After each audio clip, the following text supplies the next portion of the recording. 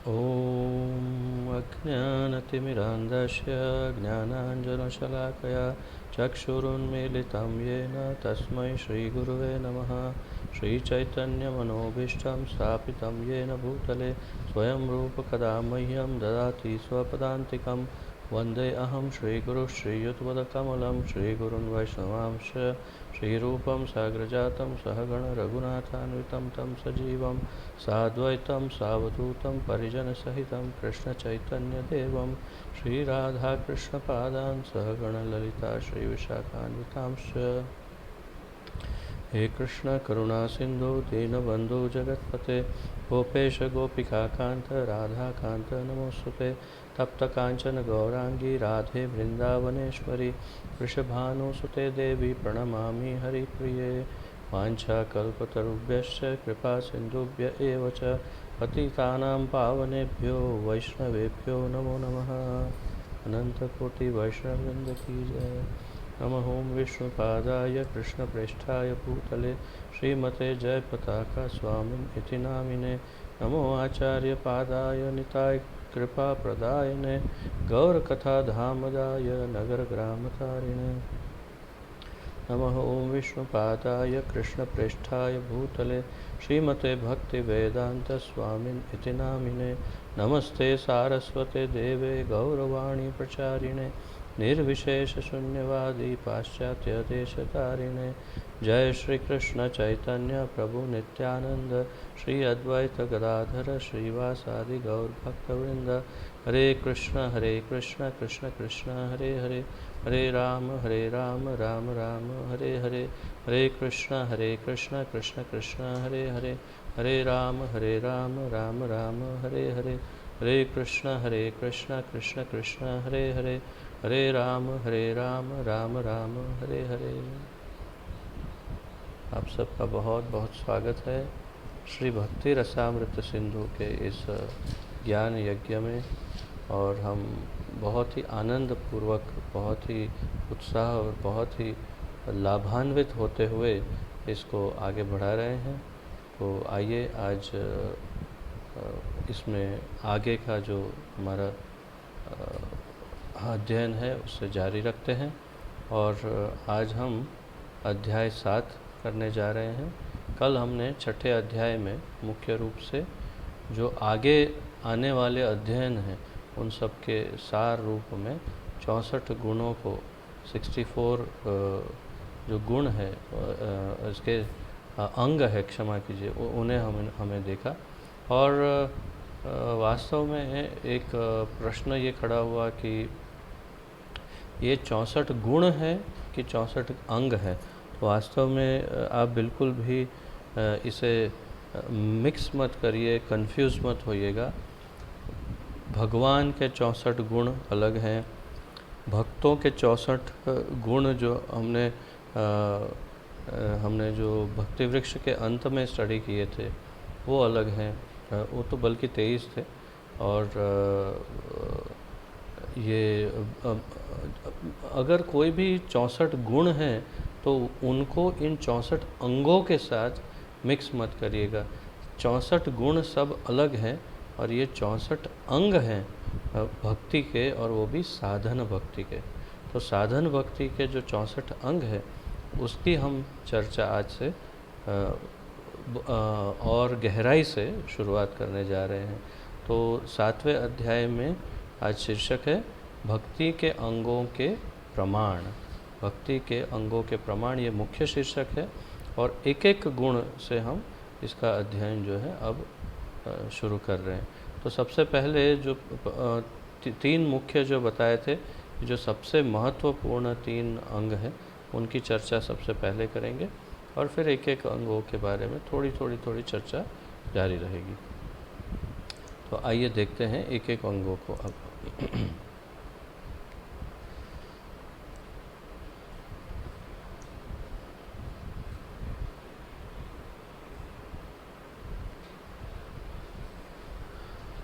पहला है सद्गुरु पाद आश्रय। सद्गुरु पाद आश्रय।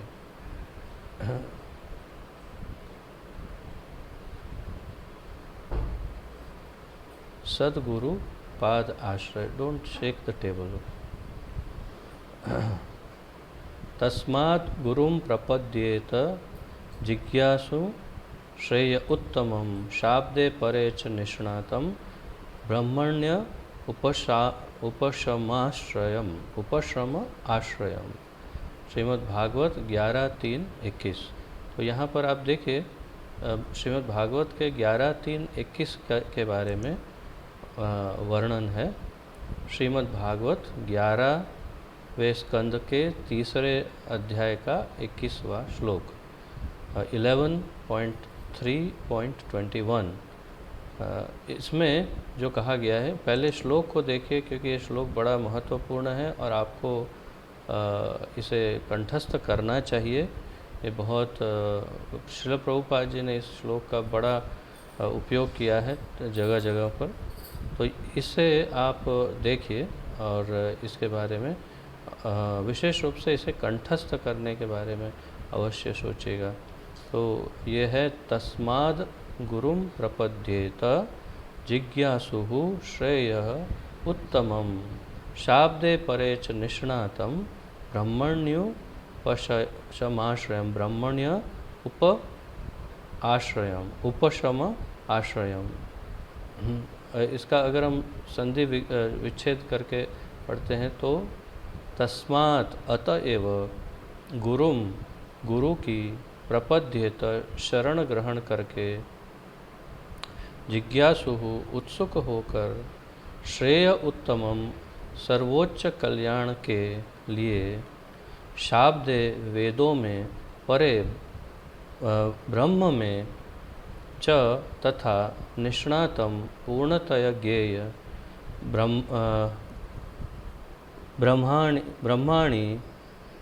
ब्रह्म के इन दोनों पक्षों में उपशम आश्रयम भौतिक मामलों से विरक्त होने पर स्थित। तो अब यहाँ पर इनका जो अनुवाद है उसे देखते हैं और फिर हम और थोड़ा इसकी गहराई में जाने का प्रयास करें क्योंकि ये श्लोक बहुत ही महत्वपूर्ण है। तो रूप गोस्वामी इस श्लोक के द्वारा ये स्थापित करते हैं, जो पहला पॉइंट है सद्गुरु पाद आश्रय या श्री गुरु चरण या पाद आश्रय। तो ये कितना महत्वपूर्ण है तो बताते हैं। श्रीमद् भागवत में 11:3-21 में प्रबुद्ध महाराज निमिक से कहते हैं, हे राजन, निश्चित जानो कि प्राकृत जगत में लेश मात्र भी सुख नहीं है। इस प्राकृत जगत के अंदर लेश मात्र भी सुख नहीं है। इस दुखमय स्थान में सुख की प्रतीति भ्रम मात्र है। इस दुखमय स्थान में सुख की प्रतीति भ्रम मात्र है। आपके साथ अनेक बार चर्चा हुई है। श्रीमद् भगवद गीता के 2 ऐसे श्लोक हैं जहाँ पर भगवान बहुत स्पष्ट कर देते हैं कि इस पृथ्वी लोक में सुख का ढूंढना व्यर्थ है। तो कौन से 2 श्लोक हैं? एक श्लोक है दुखालयम अशाश्वतम। तो भगवान कहते हैं कि ये पृथ्वी है दुख आलयम और अशाश्वतम। दुख आलय अर्थात कि जैसे हमने भक्ति वृक्ष के दौरान चर्चा की थी कि एक होता है विद्यालय, फिर अनाथ आलय, फिर ऐसे आप इसके बहुत सारे आलय के बहुत सारे उदाहरण ले सकते हैं, लेकिन अगर उसे संधि विग्रह करके हम देखेंगे तो विद्यालय जहाँ विद्या प्राप्त होती है, या अनाथालय जहाँ पर अनाथ रहते हैं, इस प्रकार। तो दुखालय का क्या अर्थ है? बहुत ही स्पष्ट अर्थ है कि इस पृथ्वी को भगवान ने दुख आलय का नाम दिया, सुखालय नाम नहीं दिया है। और हम प्राय ढूंढते हैं सुख ही। तो हमसे बड़े मूर्ख कौन हो सकता है? हम जिसे सुख समझते हैं वास्तव में वो दुख की मात्रा की कमी है। तो बहुत अच्छी व्याख्या है सुख की। जिस सुख को हम सुख देखते हैं उसकी कितनी अच्छी व्याख्या की है हमारे आचार्यों ने। बताते हैं कि जिसे हम सुख समझते हैं वास्तव में वो दुख की थोड़ी सी कमी है।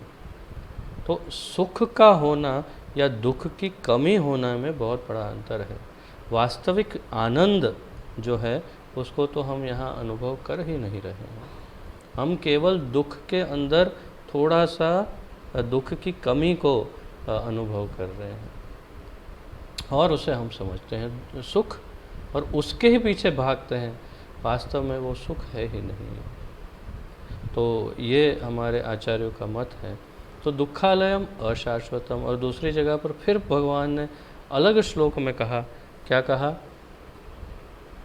अनित्यम असुखम लोकम, अर्थात कि ये लोक को, इस लोक को, पृथ्वी लोक को असुखम लोकम, इतना स्पष्ट कहा, फिर भी हम ढूंढते हैं सुख। तो वास्तव में यहाँ सुख प्राप्त नहीं हो सकता। तो यही बात इस श्लोक में भी राजा निमि कहते हैं। क्या कहते हैं? निश्चित जानो कि प्राकृत जगत में लेश मात्र भी सुख नहीं है। इस दुखमय स्थान में सुख की प्रतीति भ्रम मात्र है। वही बात जिसे हम सुख समझ रहे हैं वास्तव में वो सुख की प्रतीति मात्र एक भ्रम की तरह है।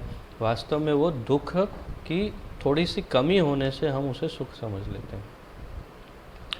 यथार्थ सुख का जिज्ञासु सद्गुरु को ढूंढे और दीक्षा के द्वारा उनका आश्रय ले। तो क्या करना चाहिए? जिसे सुख चाहिए वो यथार्थ सुख का जो जिज्ञासु है उसे सद्गुरु को ढूंढना चाहिए। और कल ही मैंने बताया था सद्गुरु कौन है? जो हमें कृष्ण से या भगवान से मिलवाए, वो है सद्गुरु।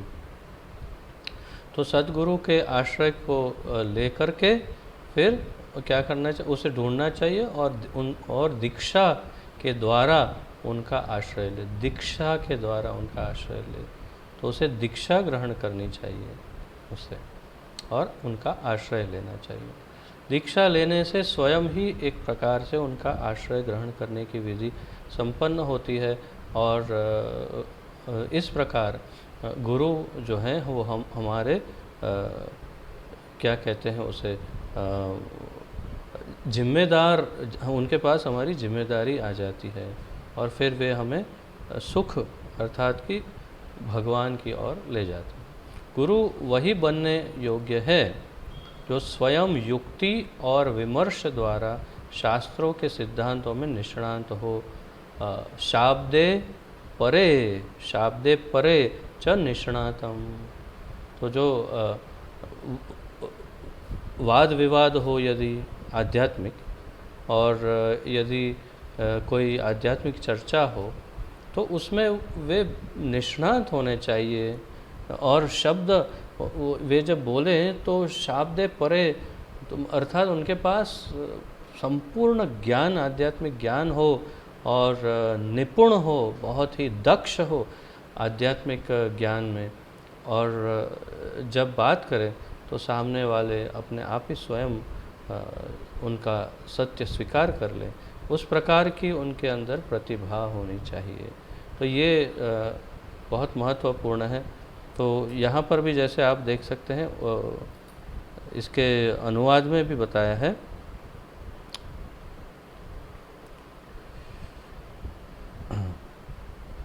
शाब्दे, तो शब्द का अर्थ यहाँ प्रभुपाद जी ने वेदों में कहा है कि शब्द अर्थात एक प्रकार से उसे वेद भी कहते हैं, वेदों को शब्द भी कहते हैं।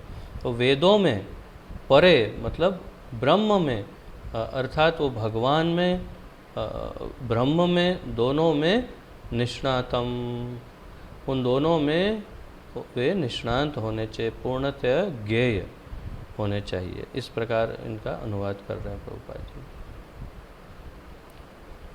तो गुरु वही बनने योग्य है जो स्वयं युक्ति और विमर्श द्वारा शास्त्रों के सिद्धांतों में निष्णांत हो और दूसरों को भी इन सिद्धांतों में निष्ठ कर सके। स्वयं तो निष्णांत हो परंतु अन्य को भी इस सिद्धांतों के ज्ञान के द्वारा उन्हें भी निष्ठ कर सके, अर्थात कि बहुत ही उन्हें भी उत्तम कर सके, उन्नत कर सके।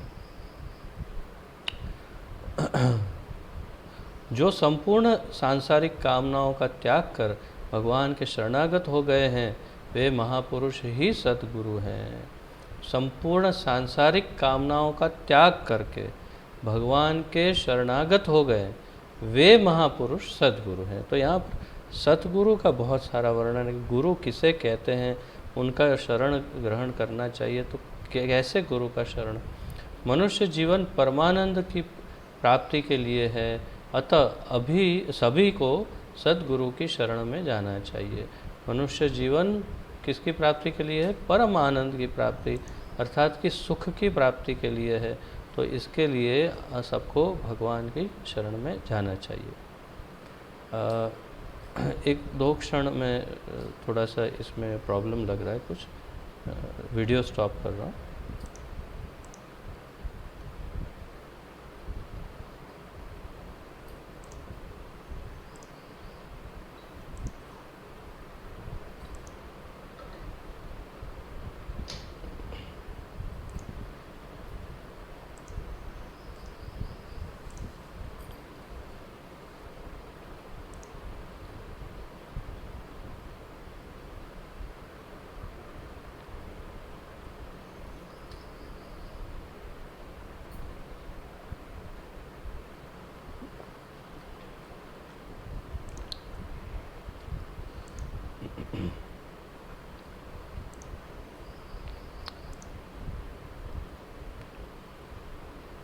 तो इस प्रकार यहाँ पर गुरु की व्याख्या की गई है कि गुरु कैसे होने चाहिए। और गुरु के बहुत सारे लक्षण बताएं, परंतु ये हमें स्मरण होना चाहिए कि गुरु के लक्षण तो बाद में आते हैं। सबसे पहले जो गुण हैं वो शिष्य में होने चाहिए। यदि शिष्य उत्तम अथवा तो अधिकारी ना हो, या उसमें जो अगर पूरी लाक्षणिकता गुण ना हो, तो गुरु को क्या ढूंढ पाएगा वो। और गुरु को अगर ढूंढ भी लिया तो गुरु की एक निष्ठ सेवा करके उन्हें कैसे प्रसन्न कर पाएगा। तो गुरु तो बहुत लोग बना लेते हैं, हजारों लाखों की संख्या में, परंतु गुरुदेव को संपूर्ण संतुष्ट करने का सबसे बड़ा महत्व है। और यदि वो संतुष्ट नहीं कर सकते गुरु को, तो बहुत बड़ी हानि भी हो सकती है। यदि रुष्ट कर देते हैं गुरु को, तो वास्तविक हानि, आध्यात्मिक हानि हो सकती है। इसलिए बहुत ही ध्यानपूर्वक पहले गुण हमें विकसित करने हैं, हम में, उसके पश्चात गुरु के गुण भी देखने हैं कि उनमें ये सारे गुण यदि हो, तब हमें गुरु को स्वीकार करना चाहिए। तो ये आपको स्मरण रखना है गुरु के लक्षण। तात्पर्य यह है कि ऐसे व्यक्ति को गुरु न बनाए जो महामूर्ख हो। गुरु मूर्ख नहीं होने चाहिए, शिष्य भी मूर्ख नहीं होना चाहिए। जिसे शास्त्र की आज्ञा का ज्ञान न हो, जैसे शास्त्रों का कोई ज्ञान न हो, जो मन गढ़ंत बातें करता हो कि मैं तो ये पेड़ के नीचे बैठा था और मुझे ज्ञान हो गया। क्या है? बोले ओ हम सब भगवान ही तो है, आओ। तो मतलब काल्पनिक बातें जो कर रहा हो वेदों से विपरीत, वो ऐसे गुरु नहीं होते। और शिष्य को भी इस बात का ध्यान रखना चाहिए। जिसका चरित्र संदिग्ध हो, अर्थात कि जिसके चरित्र पे शंका हो सकती है या तो दाग लगा हुआ हो, तो चरित्र बहुत शुद्ध होना चाहिए गुरु का। जो भक्ति की विधि को न मानता हो, भक्ति की विधि को जो स्वीकार न करता हो, वो गुरु नहीं हो सकता है। तो भक्ति, वो भी कृष्ण भक्ति।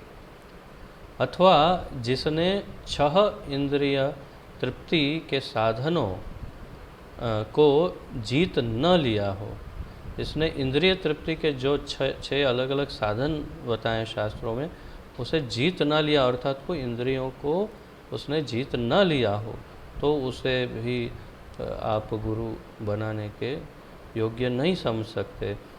उदाहरणार्थ आजकल जो आधुनिक काल में बहुत सारे स्कैंडल, बहुत सारे जो दुराचार हो रहे हैं, तो आप देख सकते हैं जो बड़े बड़े बहुत ही बड़ी प्रतिष्ठा पर पहुँचे हुए गुरु का पतन हो जाता है, फिर उन्हें जेल हो जा रही है। तो आप जब उनकी छानबीन करेंगे तो बहुत ही स्पष्ट रूप से पाएंगे कि वे केवल इंद्रिय भोग ही कर रहे थे, उन्होंने केवल सुख भोग ही किया, और इसकी वजह से उनका पतन तो निश्चित ही था, साथ में उनके शिष्यों का भी पतन निश्चित ही होता है। ये शास्त्र का प्रमाण है कि जो पतित गुरु है उसके साथ साथ शिष्य के का भी पतन होता है। तो इसलिए ऐसा गुरु ही नहीं सिलेक्ट करना चाहिए जो केवल इंद्रिय सुख भोग कर रहा हो। इसके लिए एक कथा हमने, ये लौकिक कथा है परंतु शास्त्रों का प्रमाण तो नहीं है मेरे पास, परंतु ऐसा सुना था मैंने एक ब्रजवासी के पास कि एक बार एक आचार्य जो है वो ब्रज में घूम रहे थे कहीं पर, और उन्होंने देखा कि वहाँ पर एक बहुत बड़ा सर्प था, अपने शिष्यों के साथ थे। वहाँ पर उन्होंने देखा कि बहुत बड़ा सर्प था, और उस सर्प के ऊपर बहुत सारी चींटियाँ चिपकी हुई थी और उसे काट रही थी, खा रही थी उस सर्प को। तब बहुत ही आश्चर्यचकित होकर के शिष्यों ने गुरुदेव से पूछा, गुरुदेव सिद्ध थे, तो शिष्यों ने गुरुदेव से पूछा कि गुरुदेव क्या आप बता सकते हैं कि ये इसकी ऐसी दुर्दशा क्यों है? ये सर्प होते हुए भी इतना अशक्त है और इतनी सारी चींटियाँ उसको काट करके खा रही है, तो क्या रहस्य है इसमें? तो गुरुदेव के पास शायद दिव्य दृष्टि थी, उन्होंने देखकर बताया कि पिछले जन्म में ये जो सर्प है वो किसी मठ का मठाधीश था, अर्थात कि किसी मठ का प्रमुख था, वो टेम्पल प्रेसिडेंट जैसे होता है उस तरह से।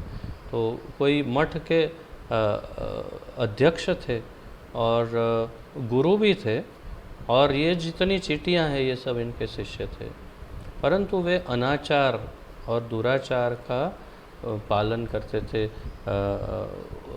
दुराचारी थे वो और अनाचारी थे, और जो धन आता था उसे दुरुपयोग करते थे अपनी इंद्रिय तृप्ति के लिए। तो कर्मों के सिद्धांत के अनुसार उन्हें ये सर्प योनि में अगला जन्म लेना पड़ा। परंतु ये जो चींटियाँ हैं ये सारी उनके शिष्य थे, तो उन्हें उनका भी पतन हो गया, क्योंकि गुरु का पतन हो गया, और उनसे बहुत ही एकनिष्ठ भाव से वो गुरु भी मानते थे। तो स्वाभाविक है कि उनका भी पतन हो गया उनके कर्मों के वजह से। परंतु क्योंकि वो उन्हीं शिष्यों का धन आदि सब शोषण करते थे, तो उनका एक कर्म भी बन गया था।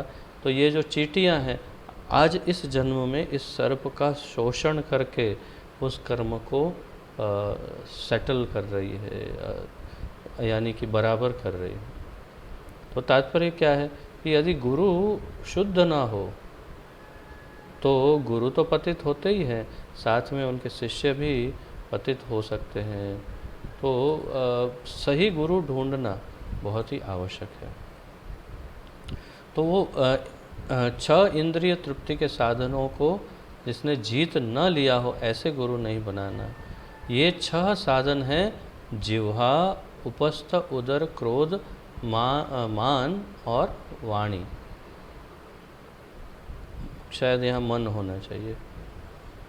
तो जिह्वा, जीभ का 2 कार्य है, खाना और बोलना, दोनों में कंट्रोल।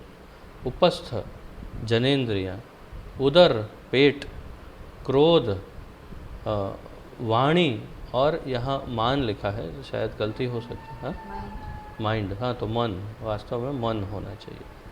तो मन, तो उसके विचार, ये सब चीज़ों पर यदि उसका कंट्रोल नहीं है तो फिर वो पतित निश्चित है, वो गुरु बनने के योग्य नहीं है। जिसने इन 6 को वश में करने का अभ्यास किया है वह संपूर्ण जगत में शिष्य बना सकता है।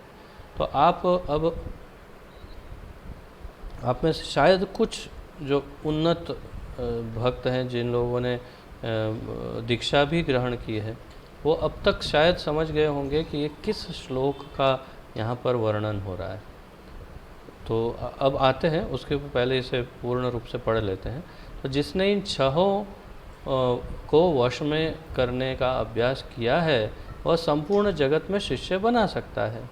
ऐसे गुरु का आश्रय आध्यात्मिक जीवन में संपूर्ण उन्नति का आधार है। सद्गुरु के आश्रय में आने वाला भाग्यवान निश्चित रूप से भवबंधन से मुक्त हो जाता है। तो आपसे अब ये प्रश्न है कि ये कौन से श्लोक का यहाँ पर वर्णन है, क्या आप बता सकते हैं कि ये कौन से श्लोक का वर्णन है? हाथ ऊपर करके। हाँ, गिरिधारी प्रभु।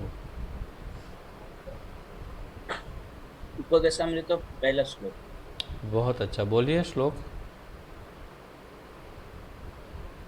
वाचो वेगम मनसो और वेगम। ठीक है, तो आप उचित कह रहे हैं। आप सबको इसको कंठस्थ करना चाहिए। हम लोगों ने एक बार ये प्रयास किया भी था, आपको स्मरण होगा कि हम सब सीख रहे थे एक साथ में। तो सबको कंठस्थ करने योग्य है ये, अगर कर सकते हैं तो बहुत उत्तम है इसको। तो ये उपदेशामृत का सबसे पहला श्लोक है, जिसे यहाँ पर जिसका अनुवाद प्रभुपाद जी अनुवाद के रूप में इसका तात्पर्य लिख रहे हैं। तो ये कौन सा श्लोक है? वाचो वेगम मनसः क्रोध वेगम जिह्वा वेगम उदर उपस्थ वेगम एतान वेगान यो विषहेत धीरः सर्वामपि माम पृथ्वीं स शिष्यात्। तो जिसने वाचो वेग, मनस वेग, क्रोध वेग, जिह्वा वेग, उदर वेग, उपस्थ वेग, ये सारे वेगों को जिसने विषहेत धीरः, जिसने इनको जीत लिया है, अपने वश में कर लिया है, वो सर्वामपि माम पृथ्वीं स शिष्यात्, वो इस पृथ्वी पर सब जगह पर अपने शिष्य बनाने के योग्य है, अथवा वो गुरु बनने के योग्य है। तो ये यहाँ पर प्रभुपाद जी बता रहे हैं। तो ये सार रूप में पहला पॉइंट है, जो है श्री गुरु चरण या श्री गुरु पाद आश्रय हमें ग्रहण करना है। उसकी महत्ता इस श्लोक में में समझाई गई थी प्रभुपाद जी और रूप गोस्वामी दास। तो आपको इसे और एक दो बार अध्ययन करना होगा और हमारे अंतःकरण में स्पष्ट रखना होगा कि जो पहले तीन महत्व के गुण हैं, उसमें से सबसे पहला है एक सतगुरु को ढूंढ करके उनके चरणों का आश्रय। जो भक्त दीक्षित हैं उनके लिए तो ये प्रश्न ही नहीं है, क्योंकि हमें तो सतगुरु प्राप्त हो गए। जो आप दीक्षा लेना चाहते हैं उनके लिए इस्कॉन के अंतर्गत आप सतगुरु को ढूंढ सकते हैं।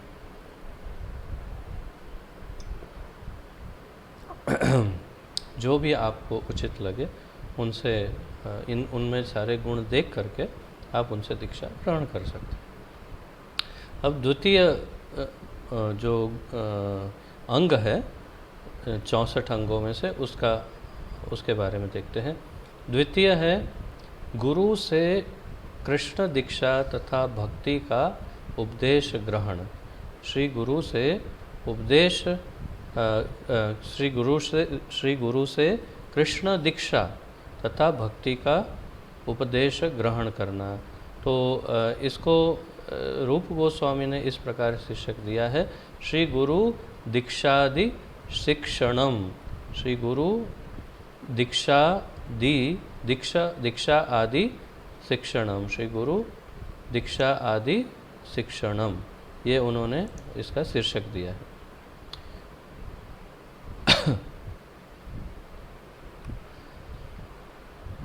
प्रबुद्ध मुनि ने राजा से आगे कहा, हे राजन, शिष्य गुरु को केवल गुरु ही नहीं समझे, वरन उन्हें श्री भगवान और परमात्मा का रूप समझना चाहिए। प्रबुद्ध मुनि राजा से क्या कह रहे हैं? शिष्य को गुरु को केवल गुरु नहीं समझना है, उन्हें उनको श्री भगवान या परमात्मा स्वरूप भगवान के समान समझना चाहिए। तो इसकी हमने काफ़ी विस्तार से चर्चा भक्ति वृक्ष के अंतर्गत की थी, आपको स्मरण होगा। परंतु यहाँ पर उसका और अलग ढंग से निरूपण कर रहे हैं रूप गोस्वामी। तो शास्त्रों के क्या प्रमाण दे रहे हैं वो भी हमें ध्यान में लेना चाहिए। तो भागवत में ही यही जो आगे श्लोक देखा उसके बाद आगे उसके बाद वाले श्लोक में बताते हैं प्रबुद्ध मुनि। तो भाव यह है कि शिष्य गुरु को भगवान का रूप समझे, क्योंकि वे कृष्ण के बाह्य प्रकाश है अथवा तो वो कृष्ण के प्रतिनिधि हैं। तो ये बहुत ही पुरानी प्रति है जो मैं पढ़ रहा हूँ, जो मुझे इंटरनेट से प्राप्त हुई उसी को मैं पढ़ रहा हूँ। क्योंकि अभी लॉकडाउन चल रहा है, हमारे पास अभी जो हिंदी की जो प्रकाशन है वो मेरे पास है नहीं। इसमें काफ़ी बदलाव है, मैंने नोटिस किया कि इसमें बहुत सारे बदलाव किए गए हैं हिंदी के या अंग्रेज़ी के नए एडिशन में। ये मैं जो पढ़ रहा हूँ वो 1979 में प्रकाशित जो भक्ति रसामृत सिंधु ग्रंथ था, और प्रकाशक का नाम लिखा है गोपाल कृष्ण दास ब्रह्मचारी। तो जब गोपाल कृष्ण महाराज के समय की, और वो भी जब वे ब्रह्मचारी थे उस समय जो अनुवाद हुए होंगे वो ये प्रति मैं पढ़ रहा हूँ। है तो बिल्कुल प्रामाणिक, परंतु शब्दों में और वाक्यों में काफ़ी अंतर है कुछ कुछ जगहों पे। भाव वही है, शब्दों में अंतर है। तो हम भाव को पकड़ करके देख रहे हैं। और मैं क्योंकि दूसरे वक्ताओं के लेक्चर भी सुन रहा हूँ इस पर, तो इसलिए मैं भाव को पकड़ पा रहा हूँ, और जो जहाँ करेक्शन चाहिए वो मैं करेक्शन आपको साथ में देने का प्रयास भी करता हूँ। तो जैसे यहाँ पर श्री कृष्ण के बाह्य प्रकाश ऐसा लिखा है, परंतु नए प्रकाशन में लिखा है कि श्री कृष्ण के प्रतिनिधि हैं। तो भाव यह है कि शिष्य गुरु को भगवान के का रूप समझे, क्योंकि वे श्री कृष्ण के प्रतिनिधि हैं, श्री कृष्ण के प्रतिनिधि हैं। तो गुरु और भगवान दोनों एक ही है या नहीं है? तो आप सब जानते हैं बहुत अच्छी तरह से कि गुरु और भगवान दोनों एक नहीं है।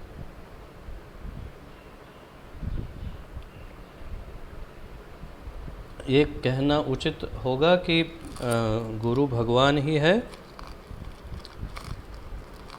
नहीं, तो ये कहना उचित नहीं होगा कि गुरु भगवान ही है, परंतु तो फिर क्या है? गुरु भगवान के प्रतिनिधि है। गुरु जो है भगवान के समान पूज्य हैं, भगवान के दिए निर्देशों को हम तक पहुंचा रहे हैं, और भगवान स्वयं कह रहे हैं कि गुरु को उनके समान पूजना चाहिए या उन्हें आदर देना चाहिए। तो आगे हम देखते हैं कि थोड़ा सा आगे देखेंगे तीसरे पॉइंट पर कि कौन से श्लोक में भगवान कह रहे हैं कि गुरु को मेरे समान पूजना चाहिए। वो इसके बाद वाले पॉइंट में देखेंगे उस श्लोक को। तो यहाँ पर सभी शास्त्रों में यह प्रमाणित है कि शिष्य गुरु को इस रूप में माने। कैसे? भगवान के समान। गुरुदेव के लिए पूर्ण श्रद्धा और आदर भाव के साथ श्रीमद् भागवत का गंभीर अध्ययन करना चाहिए। श्रीमद् भागवत का श्रवण कीर्तन वह धर्म पथ है। श्रीमद् भागवत का श्रवण और कीर्तन यह धर्म पथ है, जिससे साधक भगवत सेवा और भगवत प्रेम तक उन्नति करता है। शिष्य का भाव सदा यही होना चाहिए कि गुरुदेव प्रसन्न हों। ये लाइन बहुत महत्वपूर्ण है। शिष्य का भाव सदा यही होना चाहिए कि गुरुदेव प्रसन्न हो। भक्त का भाव सदा यही होना चाहिए कि भगवान प्रसन्न हो। और ये दोनों को जब मिला लेंगे तो दोनों एक ही हो जाएगा, क्योंकि शिष्य बनेगा तब वो भगवान को जान पाएगा। तो सबसे पहले तो गुरु को प्रसन्न करना है, उसके पश्चात भगवान को प्रसन्न करना है। तो जैसे मैं कई बार भक्ति वृक्ष में भी ये उदाहरण दे चुका हूँ कि संत कबीर ने भी ये दोहा लिखा है कि गुरु गोविंद दोनों खड़े काके लागू पाए, बलिहारी गुरु आपकी जो गोविंद दियो मिलाए। अर्थात कि गुरु और गोविंद, कृष्ण और गोविंद दोनों एक साथ अगर सामने आ जाए तो प्रणाम किसको करेंगे। तो आप भी जानते बहुत अच्छी तरह से कि इस्कॉन मंदिर में भी हम जब जाते हैं तो सबसे पहला प्रणाम हम गुरुदेव को करते हैं, फिर भगवान के पास प्रणाम करने जाते हैं। तो क्यों? तो कबीर बताते हैं कि बलिहारी गुरु आपकी जो मोहे गोविंद दियो मिलाए। तो हे गुरुदेव, यदि आप नहीं होते तो गोविंद मेरे सामने आते कैसे हैं? तो गोविंद इसलिए मुझे मिले हैं, भगवान इसलिए मिले हैं कि आप हैं, तो पहला प्रणाम आपको। तो शिष्य का भाव सदा यही होना चाहिए कि गुरुदेव को प्रसन्न करें या गुरुदेव प्रसन्न हो, तब उसके लिए आत्मविद्या बड़ी सुगम हो जाएगी। वेदों में इसका समर्थन है और रूप गोस्वामी आगे बताएंगे कि भगवान और गुरु में अनन्य श्रद्धालु के लिए संपूर्ण तत्व अपने आप स्फुरित हो जाता है। अब तीसरा पॉइंट। अच्छा, तीसरे पॉइंट पे जाने से पहले यहाँ पर एक श्वेताश्वतर उपनिषद का महत्वपूर्ण श्लोक हम ले सकते हैं, उल्लेख कर सकते हैं इस दूसरे पॉइंट पर। और दूसरा पॉइंट क्या था? दूसरे पॉइंट का शीर्षक क्या है? गुरु से कृष्ण दीक्षा तथा भक्ति का उपदेश ग्रहण करना। तो इसमें श्वेताश्वतर उपनिषद का 6.23 ये श्लोक है। यस्य देवे परा भक्तिर् यथा देवे तथा गुरौ तस्यैत कथिता य अर्थाः प्रकाशन्ते महात्मनः। तो ये श्लोक भी कंठस्थ करने योग्य है। श्वेताश्वतर उपनिषद 6.23 जो है वो, यस्य देवे परा भक्तिर् यथा देवे तथा गुरु। तो भगवान जो हैं उनके समान ही गुरु की आदर पूजा आदि होना चाहिए। यथा देवे तथा गुरु, जैसे भगवान है वैसे ही गुरु है, दोनों में कोई अंतर नहीं है, ऐसा इस श्लोक में स्थापित किया गया है। और इसका और समझाया है कि क्यों और इत्यादि।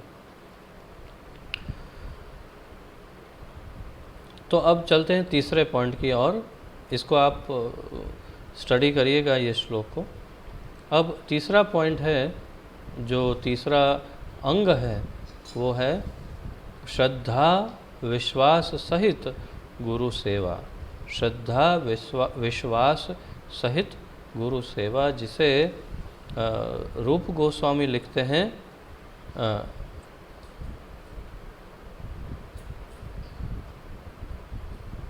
विश्रद्धेन गुरो सेवा।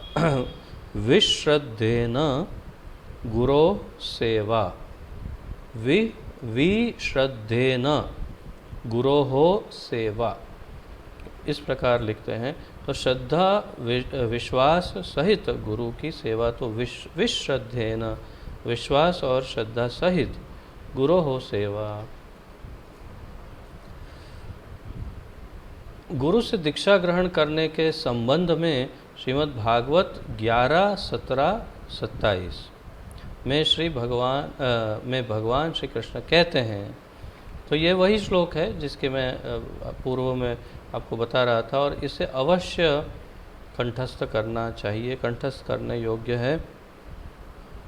प्रीचिंग में काफ़ी उपयोग आ सकता है और हमारे हृदय में भी ये स्पष्ट हो सकता है कि गुरु की क्या अवस्था है, भगवान क्या कहते हैं कि गुरु क्या है।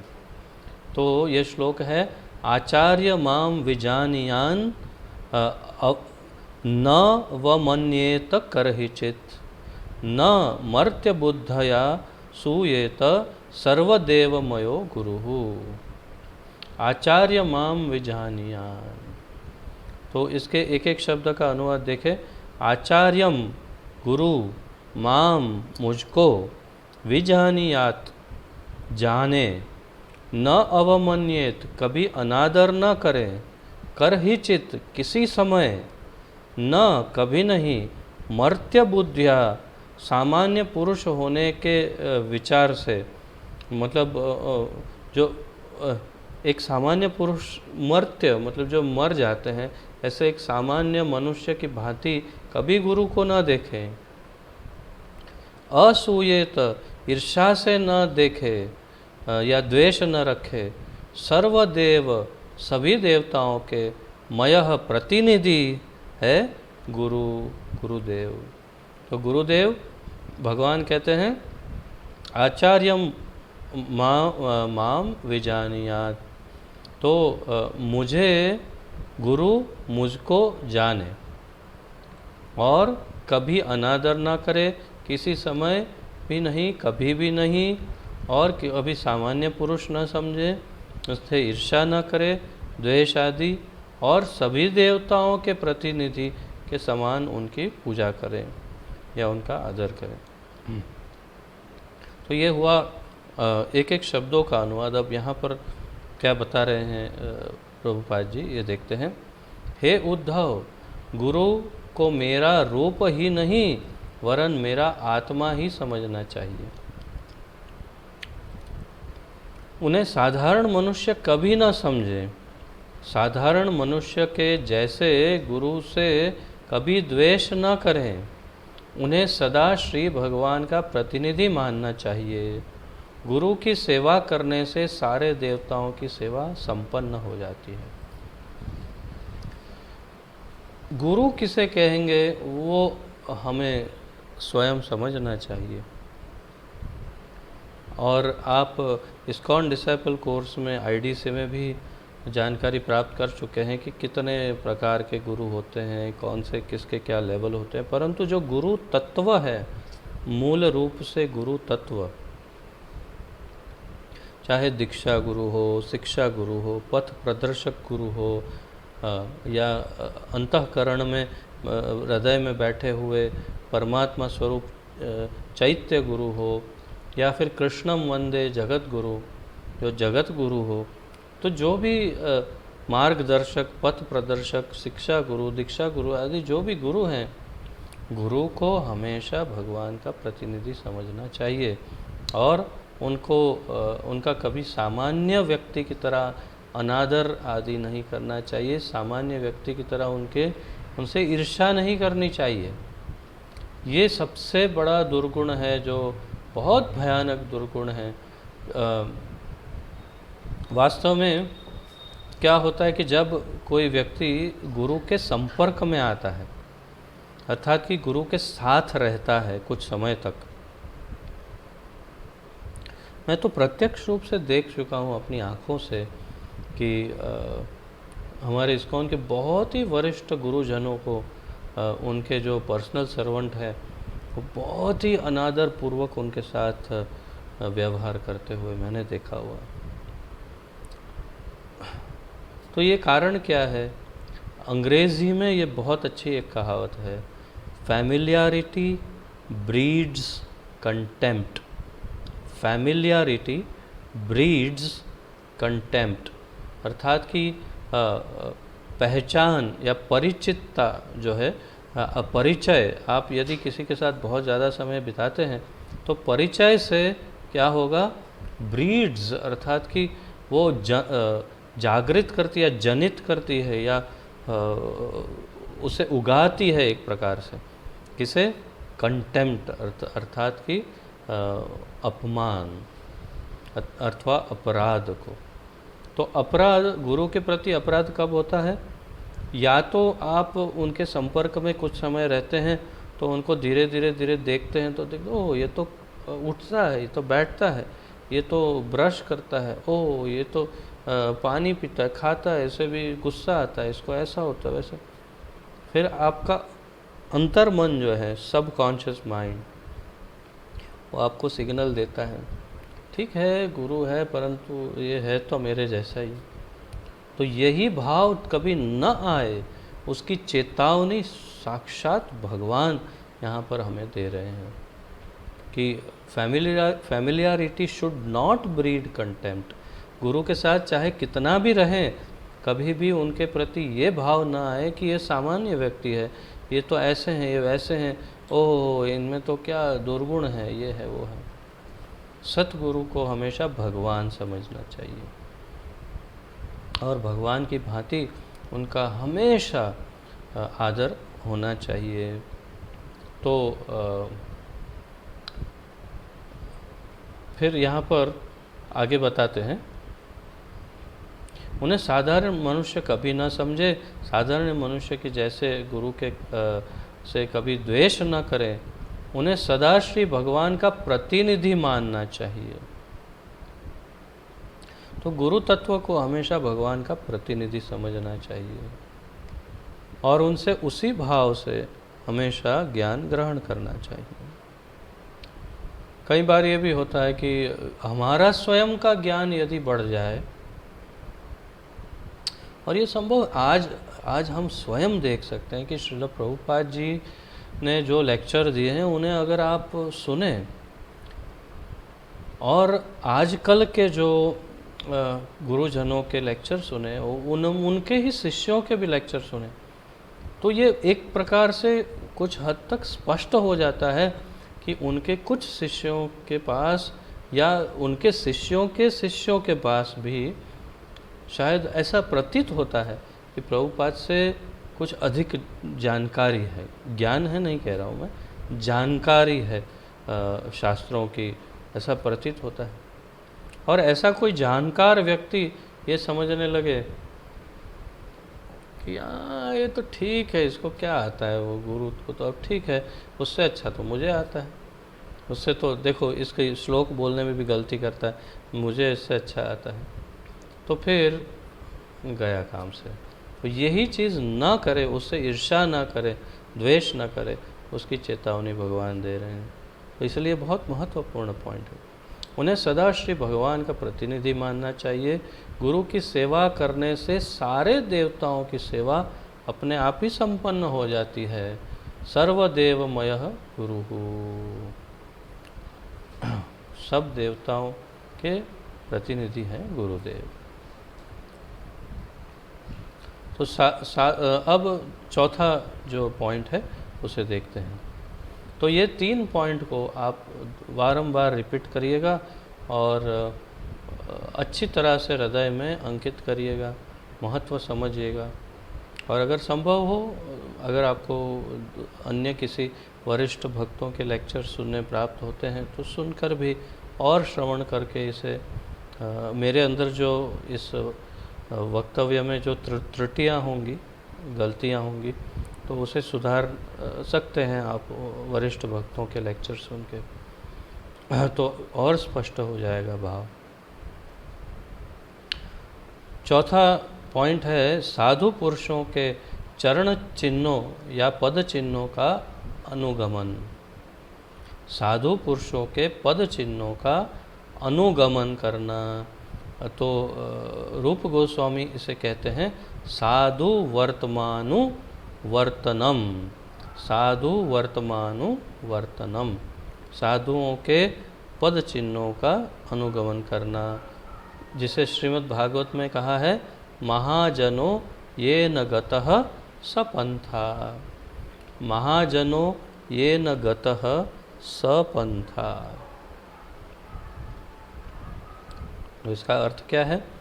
स्कंद पुराण में आदेश है कि भक्त को पूर्ववर्ती आचार्यों एवं साधु पुरुषों का अनुगमन करना चाहिए। इससे शोक और असफलता पास नहीं आएगी तथा अभिष्ट श्रेय सिद्धि हो जाती है। अभिष्ट श्रेय सिद्धि हो जाती है। तो यहाँ पर जो महत्वपूर्ण पॉइंट है उसमें ध्यान दीजिए। स्कंद पुराण में क्या आदेश है कि भक्त को पूर्ववर्ती आचार्यों, गुरु, उनके गुरु, उनके गुरु, उनके गुरु, उनके गुरु, ये है आचार्यों की श्रृंखला। उसमें भी जो प्रमुख गुरु होते हैं उनकी, जैसे 6 गोस्वामी हैं, भक्ति विनोद ठाकुर, भक्ति सिद्धांत सरस्वती, और माधवेंद्र पुरी हैं, अथवा तो मध्वाचार्य हैं, बहुत ही प्रमुख गुरु आचार्य हैं हमारे, बल्कि हमारे इस परंपरा के सबसे प्रमुख आचार्य मध्वाचार्य को माना जाता है। इसलिए ब्रह्म मध्व गौड़ीय वैष्णव संप्रदाय है हमारा संप्रदाय है ब्रह्म मध्व मध्वाचार्य गौड़ीय वैष्णव परंपरा या संप्रदाय। तो पूर्ववर्ती आचार्यों एवं साधु पुरुषों अर्थात अन्य भक्तों, उत्तम भक्तों का अनुगमन करना चाहिए। अनुगमन अर्थात कि उन्होंने जो कहा वो और उन्होंने जो किया वो कर सकते हैं, लेकिन सोच समझ करके। डायरेक्ट अंधा अनुकरण नहीं करना है, अनुगमन करना है। तो उन्होंने जो मार्ग दर्शाया उस मार्ग पे चलना होता है, उसे अनुगमन कहते हैं। ये नहीं कि उन्होंने एक लकड़ी उठाई तो लकड़ी उठाओ, किसी को मारी तो मार दिया, मतलब अंधा अनुकरण नहीं, अनुगमन। इससे शोक और असफलता पास नहीं आती। तो शोक और विफलता जो है उसका नाश होता है। तो ये कब हो सकता है? जब हम हमारे पूर्ववर्ती आचार्यों, सिद्ध आचार्यों, सिद्ध गुरुजनों, भक्तों का अनुगमन करते हैं। तो यही श्लोक जो भागवत का है, महाजनों येन गतः सपंथा, तो इसका क्या तात्पर्य हुआ? वो उदाहरण दे सकते हैं कि आप कहीं जा रहे हैं, बिल्कुल नया स्थान है, आपने कभी देखा नहीं, और उस स्थान पर आपके सामने 2 रास्ते हैं और वहाँ पर कोई वृद्ध व्यक्ति खड़ा है और आप उनसे पूछते हैं कि आप क्या इस जगह से परिचित हैं? वो बोलते बहुत ही अच्छी तरह, भली भांति परिचित हूँ। तो आप पूछते हैं मुझे उस गांव पे जाना है, क्या करें? तो वो बताते हैं देखिए ये वाला जो रास्ता है ना वो सीधा उस गांव में जाता है, तो आप इसमें जा सकते हैं। फिर आप पूछते हैं तो ये रास्ता? तो ये वृद्ध बताते हैं कि ये रास्ता हमने सुना है कि शायद ये भी वहाँ जा सकता है, लेकिन मैंने कभी देखा नहीं है। मैं यहाँ 80 साल से रहता हूँ, 80 साल में कभी इस रास्ते से गया नहीं। अच्छा, और कोई गांव वाला भी इस रास्ते से नहीं गया। अच्छा, तो सभी लोग इसी रास्ते से जाते हैं, तो आप क्या करेंगे? क्या आप में इतनी हिम्मत होगी कि आप उस नए वाले रास्ते से जाएं? अगर ऐसा करते हैं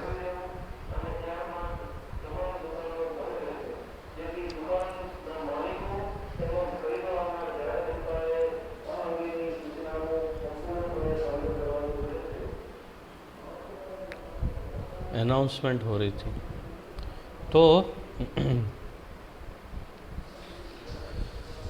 ये आप क्या करेंगे?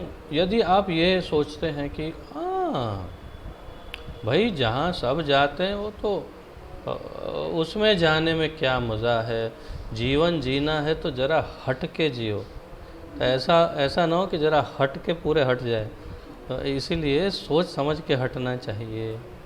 तो ये भाव बहुत ही महत्वपूर्ण है। आचार्यों का मत है कि कभी ऐसी गलती नहीं करनी चाहिए। जिस पथ पे कभी कोई नहीं गया हो उस पथ पे नहीं जाना चाहिए, बल्कि जहाँ पर वरिष्ठ भक्त जिस पथ से गए उसी पथ पे जाना चाहिए। और उसे कहते हैं महाजन, महाजनों ये न गतः, जिस पथ पे महाजन चले सपंथा, उसी रास्ते पे चलो बाबा, दूसरा रास्ता मत सिलेक्ट करो, नहीं तो वहाँ पर क्या मिलेगा हमें पता नहीं है, और हम वापस अपने ध्येय तक पहुँच भी पाएंगे कि नहीं उसका अता पता नहीं है। तो ये बहुत महत्वपूर्ण पॉइंट है भक्ति में कि केवल हमारे जो आचार्य ने बताया रास्ता, उसी रास्ते पर आगे बढ़ना है। नहीं तो भक्ति जो मानसिक कल्पनाओं से, मनोधारणाओं से जो भक्ति करते हैं, मनोधर्म से, वो कभी सफल नहीं हो सकती है। तो ये वही श्लोक जो हम भगवद गीता में भी जिसकी चर्चा कुछ दिन पूर्व आपसे की थी मैंने, और अब ये यहाँ पर जो श्लोक है वो ब्रह्म यामल शास्त्र में से लिया गया है, जिसकी चर्चा अभी 1-2 दिन पूर्व हमने की थी। ये वो श्लोक है। क्या कहा गया है? यदि कोई शास्त्रों की विधि को माने बिना ही बड़ा भक्त बनता है तो उसकी इन क्रियाओं से भक्ति सिद्ध नहीं होगी। वह भक्ति के यथार्थ साधकों के मार्ग में उत्पात ही खड़ा करेगा। तो ये कौन सा श्लोक है? श्रुति स्मृति पुराण आदि पंचरात्रिक विधिम विना एकांतिकी हरेर भक्ति उत्पात एव कल्पते। क्षमा कीजिए। तो ये ब्रह्म यामल शास्त्र, ब्रह्म यामल शास्त्र का श्लोक है कि श्रुति अर्थात कि वेद, स्मृति अर्थात कुछ उपनिषद पुराण आदि, और फिर पुराण तो पुराण, पंचरात्र तो जैसे नारद पंचरात्र और हयशीर्ष पंचरात्र हमने कल या परसों पढ़ रहे थे हम। तो ऐसे जो शुद्ध शास्त्र हैं उनके अंदर जो दी हुई है उस विधि को छोड़ कर के कोई नई मन गढ़ंत विधि से यदि कोई भक्ति करता है तो क्या होता है। और मैं आपको बता रहा हूँ ना, हमने कई बार इसकी चर्चा की है कि आश्चर्य की बात है, इस कलयुग में भारतवर्ष में विशेष रूप से पता नहीं 90-95% लोग ऐसी ही पूजा करते हैं जिसका कहीं पे वर्णन नहीं। पूजा या अर्चना का उनका अर्थ होता है मंदिर, एक छोटा सा जैसे बनाया मंदिर, उसमें महाभेल अर्थात कोई छोड़ा नहीं, कोई बाबा, कोई माताजी, कोई दादाजी, कोई पिताजी, किसी को नहीं छोड़ा, सबको भेल किया। कोई ठिकाना नहीं कि किसको कौन से स्तर पे रखना है, सबको एक दूसरे के सर पे बिठा दिया।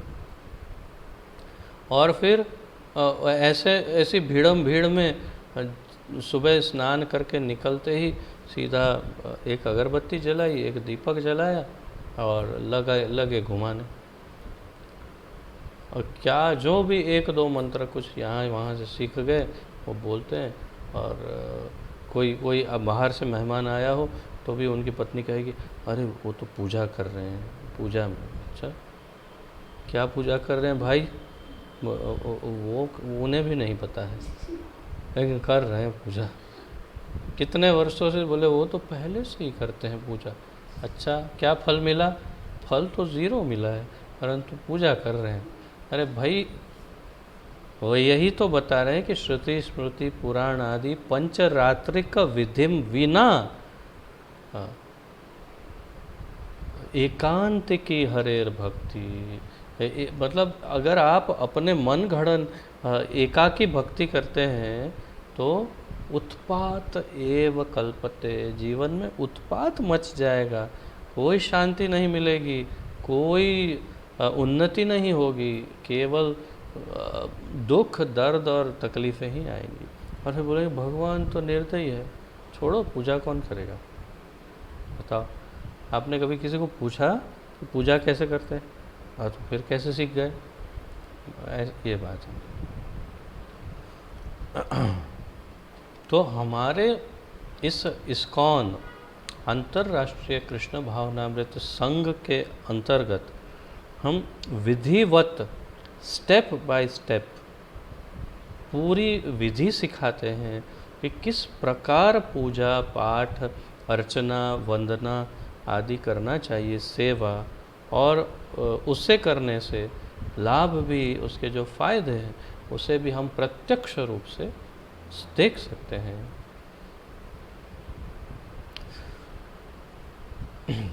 शास्त्र विधि पर दृढ़ता से न चलने वालों को प्रायः सहजिया कहा जाता है। जो प्राकृत सहजिया जो जिसे बताए हैं चैतन्य चरितामृत में भी वर्णन है।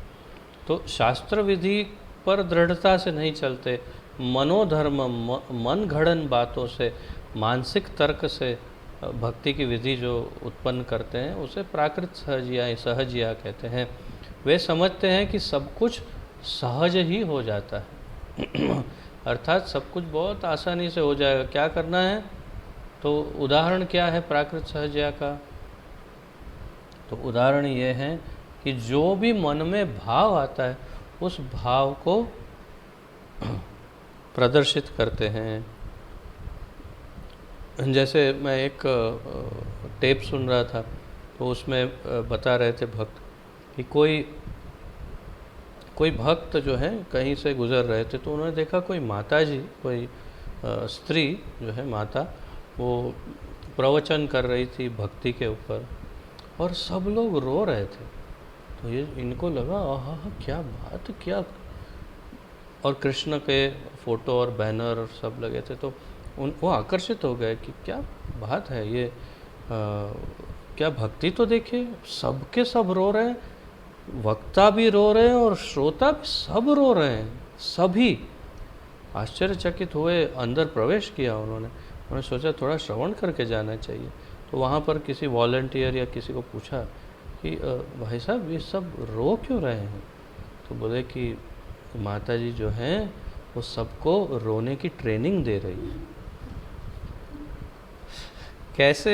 कैसे रोना चाहिए उसकी ट्रेनिंग दे रही है। अब बताइए, ये है प्राकृत सहजिया। अब इस तरह से नहीं होता भाई। अगर रोना भगवान के लिए आएगा तो वो अपने आप उस भाव के स्तर पर जब आप पहुँचेंगे तो स्वाभाविक रूप से आपके नेत्रों से अश्रुधारा बहेगी, प्रेमवश, भाववश। और इस तरह कृत्रिम रूप से ट्रेनिंग लेकर के कैसे रोना चाहिए भगवान के लिए, तो ये सहजिया है, यानी कि ये चीटर है। अपनी मनमानी विचारधारा के कारण वे शास्त्र विधि को नहीं मानते। ऐसे व्यक्ति भक्ति साधन के मार्ग में केवल उत्पातकारी ही होते हैं। इस संदर्भ में शास्त्र को न मानने वाले अभक्त एक तर्क कर सकते हैं। इसका एक उदाहरण बौद्ध दर्शन है। अब जो है भगवान बुद्ध के अवतरण के विषय में यहाँ प्रभुपाद जी ने बहुत विस्तार पूर्वक चर्चा की है, हमें ये बताने के लिए कि मनोधर्म क्या होता है, शास्त्र की विधि क्या होती है, क्या महत्वपूर्ण है, किसका हमें अनुसरण करना चाहिए, अनुगमन करना चाहिए, किसको त्यागना चाहिए, ये सब समझाने के लिए उन्होंने भगवान बुद्ध के अवतार का उदाहरण दिया है यहाँ पर।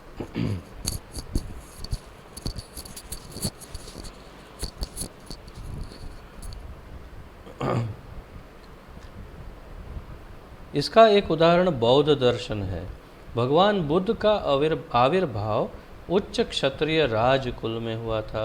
सिद्धार्थ नाम, आप जानते हैं सब, इतिहास पढ़े होंगे, परंतु उनका दर्शन वैदिक सिद्धांत के अनुकूल नहीं था। परंतु उन्होंने जो प्रचार किया वो वैदिक सिद्धांत के अनुकूल नहीं था, विपरीत था। वेद न मानिया, तो उन्होंने वेदों को न माना, इसलिए उसे त्याग दिया गया। इसे उनके उस भाव को, उसके उन प्रचार को त्याग दिया गया। हिंदू महाराज अशोक के संरक्षण में बौद्ध मत संपूर्ण भारत और निकटवर्ती प्रदेशों में अवश्य फैल गया था। एक समय था जब पूरे भारतवर्ष में और आसपास की सब जगहों पे, गाँवों में, देशों में इसका प्रवर्तन हो गया था। परंतु महान आचार्य शंकर अर्थात शंकराचार्य का आविर्भाव होने के बाद यह बौद्ध मत भारत की सीमा से बाहर खदेड़ दिया गया था। तो ये स्टोरी क्या है, इसका बहुत अच्छा विवरण स्वयं श्री चैतन्य महाप्रभु ने दिया है। स्वयं श्री चैतन्य महाप्रभु ने समझाया कि ये उनका अवतरण क्यों हुआ था। आगे प्रभुपाद जी भी थोड़ा समझाएंगे। तो जब एक समय था जब जो कलयुग की शुरुआत हो चुकी थी और जो पापात्मा थे, जो ब्राह्मण कुछ थे जो वास्तव में पापात्मा थे, वे मांसाहार को करने के लिए उन्होंने बलि चढ़ाने की प्रथा को और ज़्यादा बढ़ा दिया था कि हर बात बात पे यज्ञ करो, बलि चढ़ाओ और मांसाहार करो।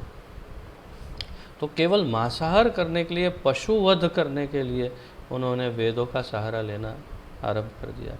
तो सबको उसमें से भ्रमित करके, उससे विमुख करने के लिए स्वयं श्री कृष्ण के शक्ति आवेश अवतार के रूप में भगवान बुद्ध प्रकट हुए और उन्होंने सबको ये क्योंकि शक्ति आवेश अवतार हैं तो शक्तिशाली हैं, उनका प्रचार, उन्होंने सबको ये मनवा दिया, कन्विंस कर दिया कि वेदों से भी उत्तम एक हमारे पास फिलॉसफी है।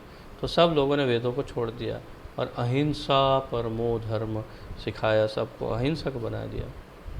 फिर जब उनका काम हो गया तो वे वहाँ से निकल गए और बाद में शंकराचार्य को अर्थात भगवान शंकर को ही शंकराचार्य के रूप में भगवान कृष्ण ने भेजा। ये सब समझाया है महाप्रभु ने। तो शंकराचार्य को भेजा कि आप जाइए और वेदों को वापस पुनः प्रस्थापित कीजिए भारतवर्ष में।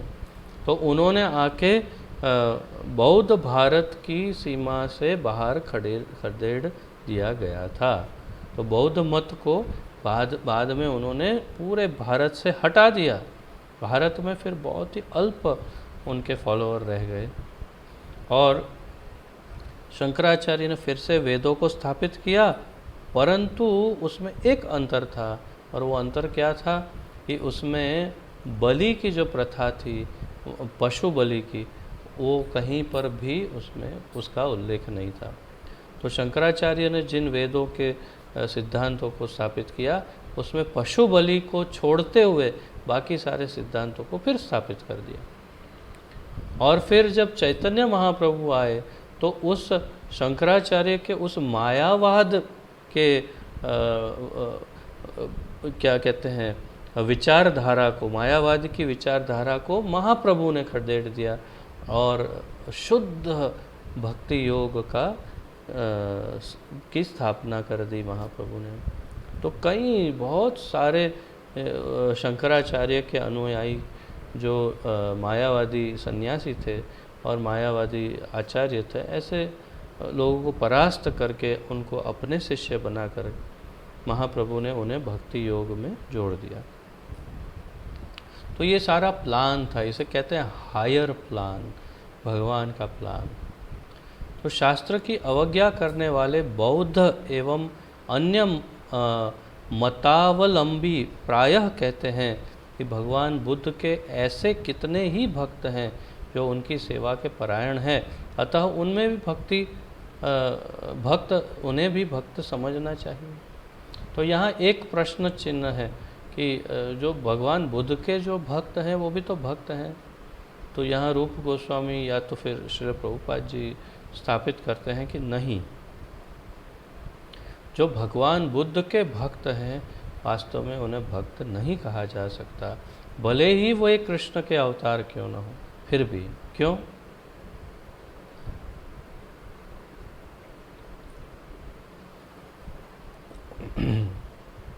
क्योंकि भक्ति योग के लिए हमने जो शुरुआत में जो सिद्धांत को समझा था वो सिद्धांत क्या था? अनुकूल्येन अनुशीलनम, कृष्णानुशीलनम और ज्ञान कर्मादि अनावृतम। तो क्या भगवान बुद्ध का जो सिद्धांत है वो ज्ञान और कर्म से अनावृत है? नहीं है, पूर्ण रूप से ज्ञान से आवृत है।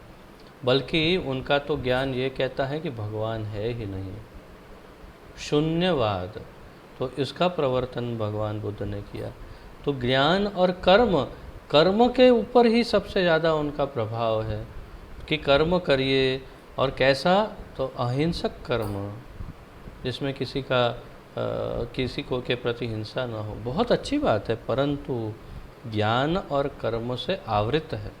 तो ये भक्ति के अनुकूल, अर्थात उनके जो भक्त वगैरह हैं वो भावुक कहे जा सकते हैं, परंतु उन्हें भक्त नहीं कहा जा सकता। ऐसा मत हमारे आचार्यों का है। यदि अभी भगवान बुद्ध श्री कृष्ण के अवतार मान्य हैं, परंतु ऐसे अवतारों के अनुयायी वैदिक ज्ञान में अधिक उन्नत नहीं होते। वेदाध्ययन का अर्थ श्री भगवान परमेश्वर हैं, इस निश्चय पर पहुंचना है। वेद अध्ययन का अर्थ श्री भगवान परमेश्वर है, इस निश्चय पर पहुंचना है। इस वाक्य को आप हाईलाइट कर सकते हैं कि वेद के अध्ययन का क्या अर्थ है, या उसका क्या तात्पर्य, उसके क्या उद्देश्य क्या है वेद अध्ययन का। ये है कि श्री भगवान श्री कृष्ण परमेश्वर हैं, वो परम, सबसे परम है, इस निश्चय पर पहुंचना है। जबकि बौद्ध धर्म का सबसे उनका सार या तात्पर्य क्या है? भगवान ही नहीं है, तो इसे हम स्वीकार नहीं कर सकते।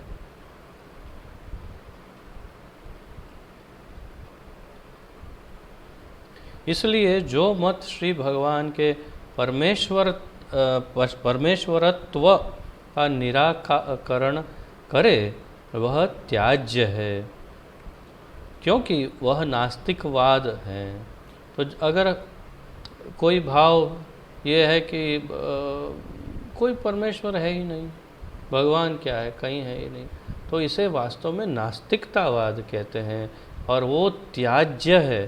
तो ऐसे भाव जिसमें भगवान के स्वरूप का स्वीकार न हो, कि एक ये भगवान है जिनका एक रूप है, जिसे कृष्ण कहते हैं या नारायण आदि, तो उस भाव का जिसमें समावेश न हो, वो भाव त्याज्य है, उसे छोड़ सकते हैं। ये बहुत महत्वपूर्ण है, क्योंकि उसे नास्तिकतावाद कहते हैं। वास्तव में हमें तुरंत स्पष्ट समझ में आना चाहिए कि ये नास्तिक है, ये आस्तिक है, ये शुद्ध भक्त है, ये समझ में आना चाहिए। वेदों के प्रमाण की अवज्ञा और जन साधारण के कल्याण हेतु वैदिक शास्त्र की शिक्षा देने वाले महान आचार्यों की निंदा करना नास्तिकतावाद है। अगर कोई आचार्यों की निंदा करता है तो वो भी नास्तिकतावाद है। श्रीमद् भागवत ने भगवान बुद्ध को श्री कृष्ण का अवतार माना है, परंतु उसी भागवत में उल्लेख है कि भगवान बुद्ध नास्तिक मनुष्यों को मोहित करने के लिए अवतरित हुए थे। उसी भागवत में ये स्पष्ट रूप से लिखा गया है। अतः उनका दर्शन नास्तिकों के मोहन के लिए ही है, उसे स्वीकार किया जा सकता, उसे नहीं स्वीकार किया जा सकता, या उसे स्वीकार किया जा नहीं सकता। अर्थात कि हम भगवान बुद्ध के भक्त नहीं बन सकते, या उनके हम स्वीकार करते हैं भगवान के अवतार हैं, परंतु उनके उपदेशों को हम नहीं स्वीकार सकते। एक उदाहरण ये भी था, आज मैं जो सुन रहा था उसमें, कि जब गोवर्धन गिरिराज धरण की जो लीला हुई थी, उस समय इंद्र का यज्ञ करते थे, तो ये तो वेदों में बताया है, और भगवान कृष्ण ने क्या उपदेश दिया? वेद न मानिया। उन्होंने कहा इंद्र की पूजा करनी नहीं चाहिए, तो क्या करना चाहिए? उन्होंने कर्म मीमांसा धर्म का उपदेश दिया। उन्होंने क्या कहा कि हमारा कर्म ही सबसे शुद्ध है, हम जो कर्म करते हैं उसका फल हमें प्राप्त होता है, उसमें इंद्र क्या करेगा ऐसा उन्होंने उपदेश दिया। तो क्या करना चाहिए? वास्तव में हमें उसे मानना नहीं चाहिए। परंतु कृष्ण ने क्यों ये उपदेश दिया? सबके कल्याण के लिए और सबकी उन्नति के लिए दिया, और इसीलिए हमें मानना चाहिए। तो उस परिस्थिति में उस समय हम उसे मान सकते हैं। परंतु यदि भगवान कृष्ण भी यदि ये कहे कि वेदों को नहीं मानना है, तो हमें परिस्थिति के अनुसार देखते हुए हम उसका भी अस्वीकार कर सकते हैं। जैसे एक और उदाहरण है कि जब अश्वत्थामा को पकड़ करके अर्जुन ले आए और कृष्ण ने आदेश दिया वध कर दो अश्वत्थामा का, क्योंकि महा अपराधी है, उसने आपके 5 बच्चों को मार दिया है। तो उस समय अर्जुन और द्रौपदी दोनों थे। द्रौपदी ने मना किया कि एक ब्रह्म बंधु अर्थात कि एक ब्राह्मण के पुत्र की हत्या या वध नहीं किया जा सकता है, निषिद्ध है। किसी भी अवस्था में चाहे कुछ भी कर लिया हो, एक ब्रह्म बंधु की हत्या नहीं होनी चाहिए। और अर्जुन ने भी भगवान कृष्ण की आज्ञा का पालन नहीं किया। क्यों? क्योंकि वे भी जानते थे कि ये शास्त्रों के, वेदों के विपरीत कह रहे हैं, और उन्होंने कहा कि आप हमें कोई और मार्ग बताइए, हम इसकी हत्या नहीं करेंगे।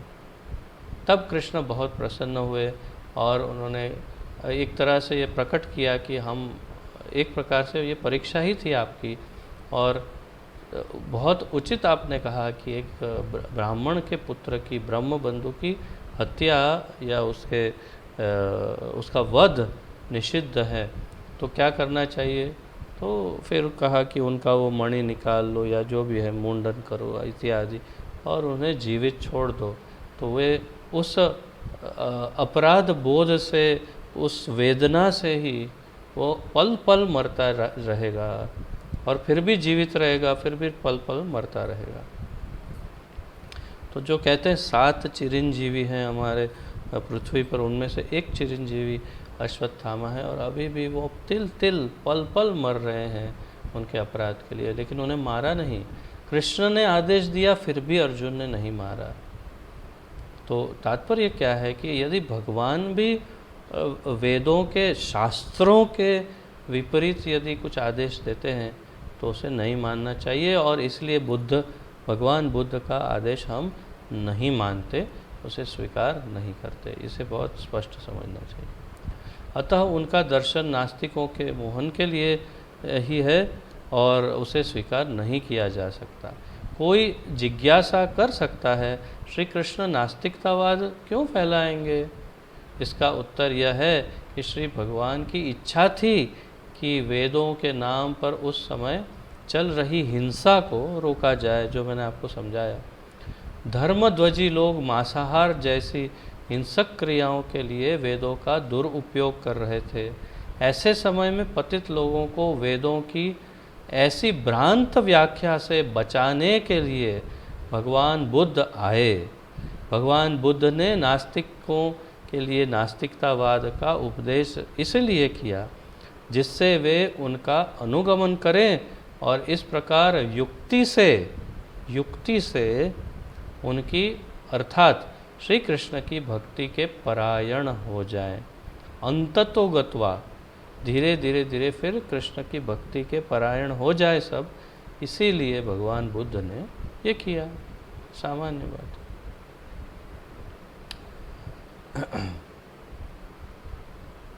तो आइए 5वां पॉइंट लेते हैं। 5वां अंग, सत धर्म की जिज्ञासा। सत धर्म की जिज्ञासा जिसे कहा है सत धर्म पृच्छा। रूप गोस्वामी लिखते हैं सत धर्म परीक्षा, ये टाइटल दिया है उन्होंने। तो इसमें क्या यहाँ लिखा है, नारदीय पुराण में कहा गया है जो भक्ति का यथार्थ अभिलाषी है उसके सर्व अभिष्ट तत्काल सिद्ध हो जाते हैं। नारदीय पुराण में क्या कहा है, जो भक्ति का यथार्थ अभिलाषी है, जिसकी अभिलाषा भक्ति की हो, जिसकी भौतिक कामना ना हो, उसको क्या होता है, उसके सर्व अभिष्ट तत्काल सिद्ध हो जाते हैं। उसकी जो भी कामनाएं, जो भी उसके कार्य हैं, जो सब कुछ अपने आप ही तत्काल सिद्ध हो जाते हैं।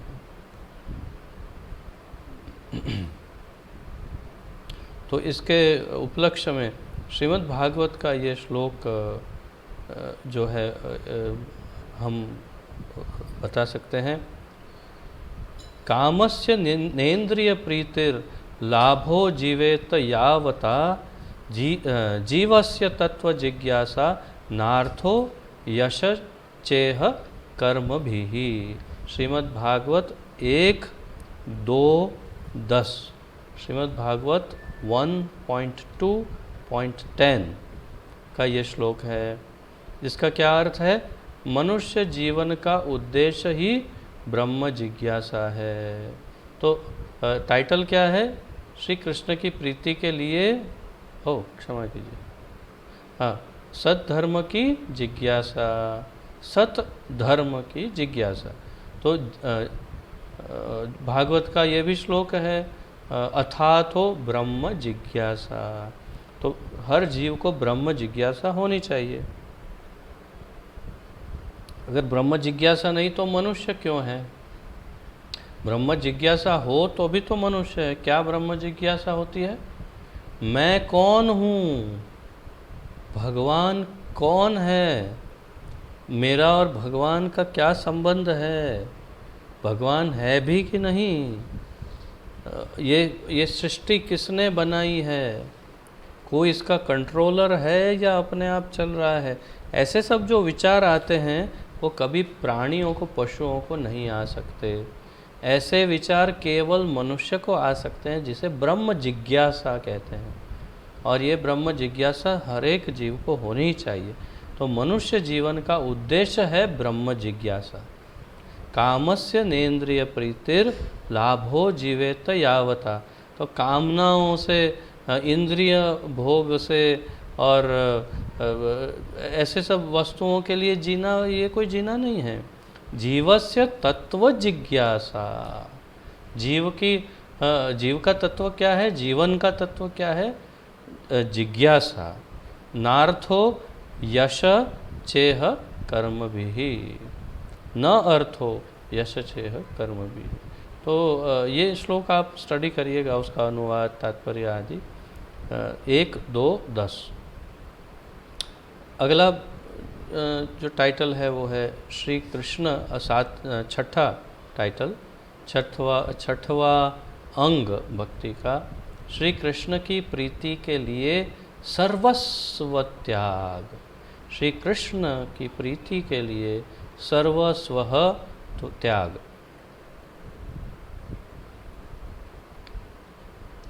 इसे रूप गोस्वामी संस्कृत में लिखते हैं, भोग आदि त्याग कृष्णस्य हेतवे। भोग आदि त्याग कृष्णस्य हेतवे। भोग आदि त्याग कृष्णस्य हेतवे, ये टाइटल उन्होंने दिया है। पद्म पुराण में उल्लेख है, जिसने प्राकृत इंद्रिय तृप्ति को त्याग कर भक्ति के सिद्धांतों को अंगीकार कर लिया है, विष्णु लोक का ऐश्वर्य उसकी प्रतीक्षा में है। तो ये अब इस बात को महत्वपूर्ण समझिए कि इंद्रिय तृप्ति या इंद्रिय भोग के ऊपर के कंट्रोल की मुख्य यहाँ बात है। पद्म पुराण क्या उल्लेख है, जिसने प्राकृत इंद्रिय तृप्ति को त्याग कर भक्ति के सिद्धांतों को अंगीकार कर लिया। तो पहला अंग महत्वपूर्ण है, इंद्रियों को कंट्रोल में करना, सभी इंद्रियों को समय अनुसार सब इंद्रियां कंट्रोल में होनी चाहिए।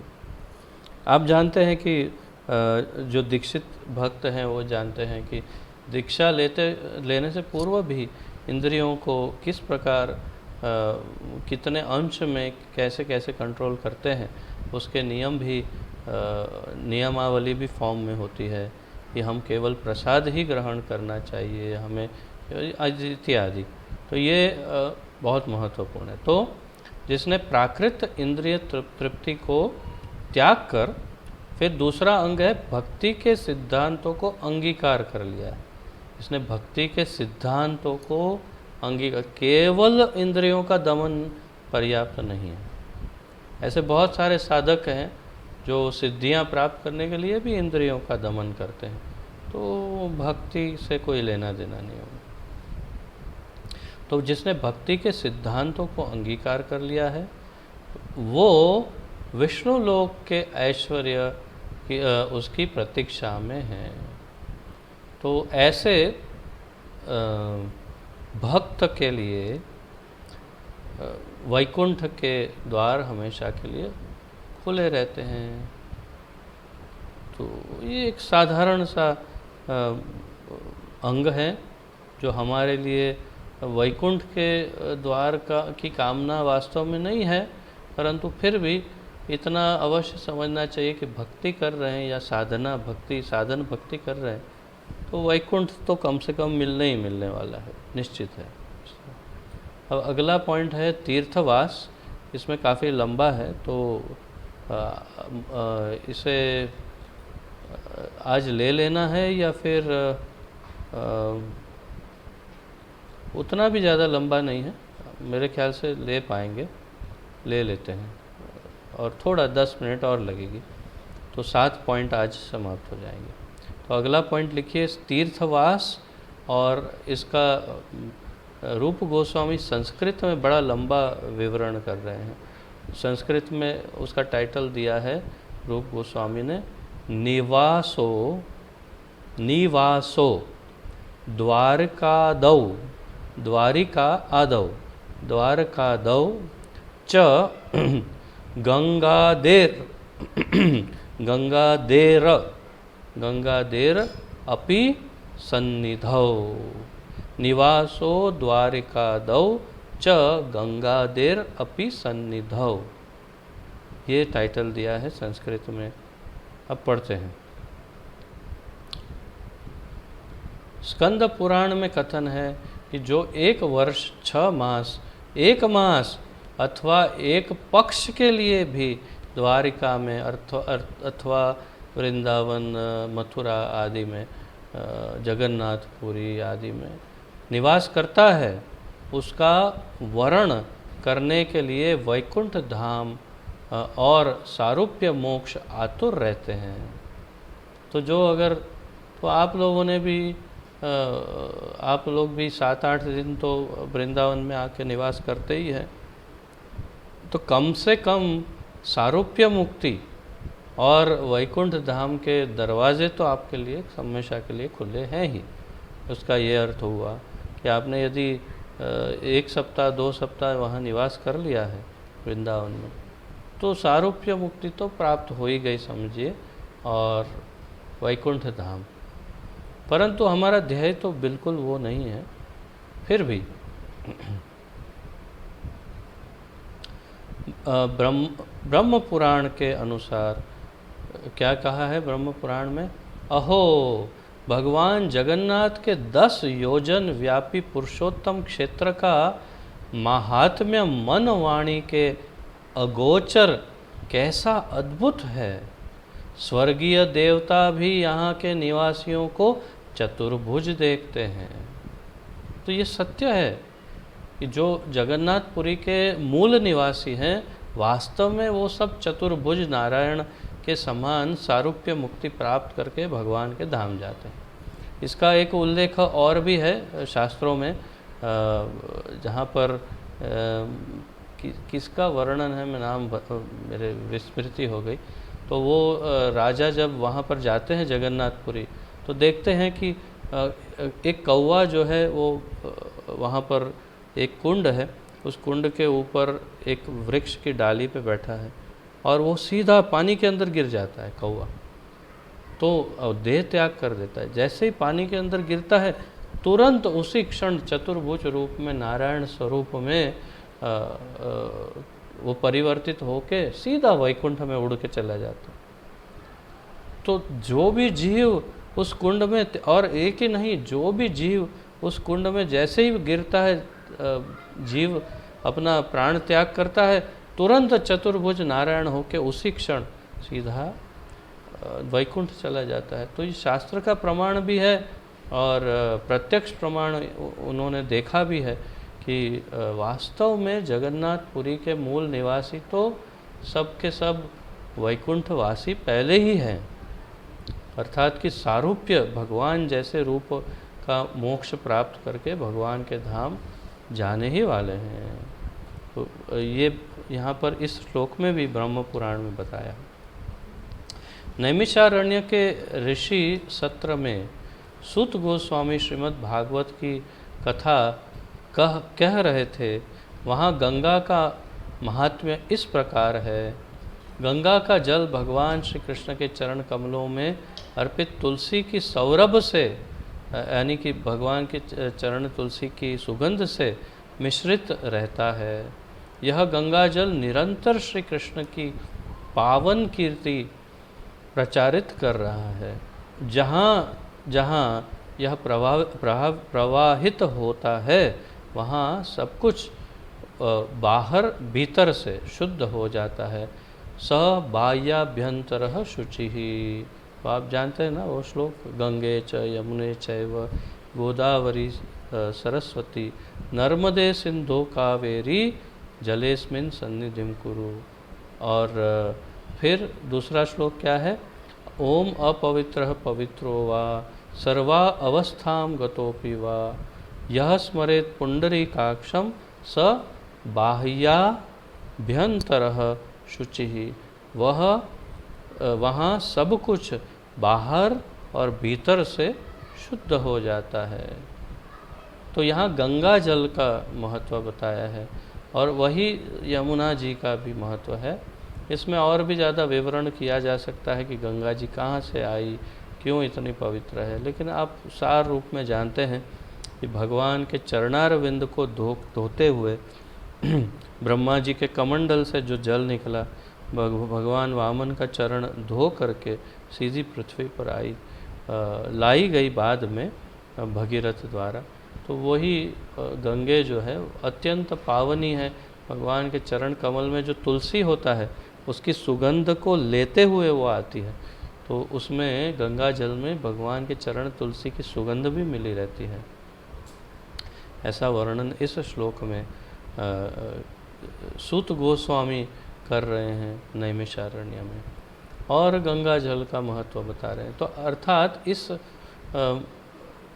इस शीर्षक में के अंतर्गत ये सब क्या है, शीर्षक क्या है, शीर्षक है निवासो द्वारका आदौ च गंगादेर अपि सन्निधौ। तो ऐसे नगर में निवास करना, ऐसे तीर्थ में निवास करना जहाँ पर गंगा जी या यमुना जी बहती हो, ये उसका तात्पर्य है। तो या तो आप द्वारिका में गोमती जी है वहाँ आप निवास कर सकते हैं, या तो आप जगन्नाथपुरी में निवास कर सकते हैं, या फिर आप मथुरा में या वृंदावन में निवास कर सकते हैं जहाँ यमुना जी बह रही है, या हरिद्वार में निवास कर सकते हैं जहाँ गंगा जी है, श्रीधाम मायापुर या नवद्वीप में निवास कर सकते हैं जहाँ गंगा जी बह रही है। तो इस प्रकार आप किसी भी धाम में निवास करना चाहिए, ऐसा यहाँ पर ये 7वां अंग है साधन भक्ति का। और ये महत्वपूर्ण अंगों में से एक है तीर्थवास, जो अंत के 5 अंगों में भी बताया जाएगा, मथुरा मंडल वास इत्यादि। तो अस्तु, इतना आज के लिए पर्याप्त है। कल फिर 8वें अंग से हम चर्चा आगे बढ़ाएंगे। तब तक आप में से किसी भक्तों का कोई यदि कोई प्रश्न हो, कोई उत्सुकता हो, कोई जिज्ञासा हो या कोई सुधार आदि हो, इसमें कुछ कहना चाहते हैं तो आप सब का आवकार है। मैं आपका माइक ऑन करूंगा, आप हाथ ऊपर करें यदि कुछ प्रश्न आदि है तो।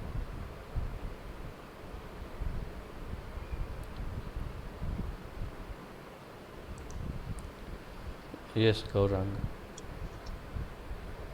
हरे कृष्णा, नमस्कार। थैंक यू प्रभु जी फॉर वंडरफुल लेक्चर। प्रभु जी, एक विचार भी है और उसके अंदर में एक प्रश्न भी है।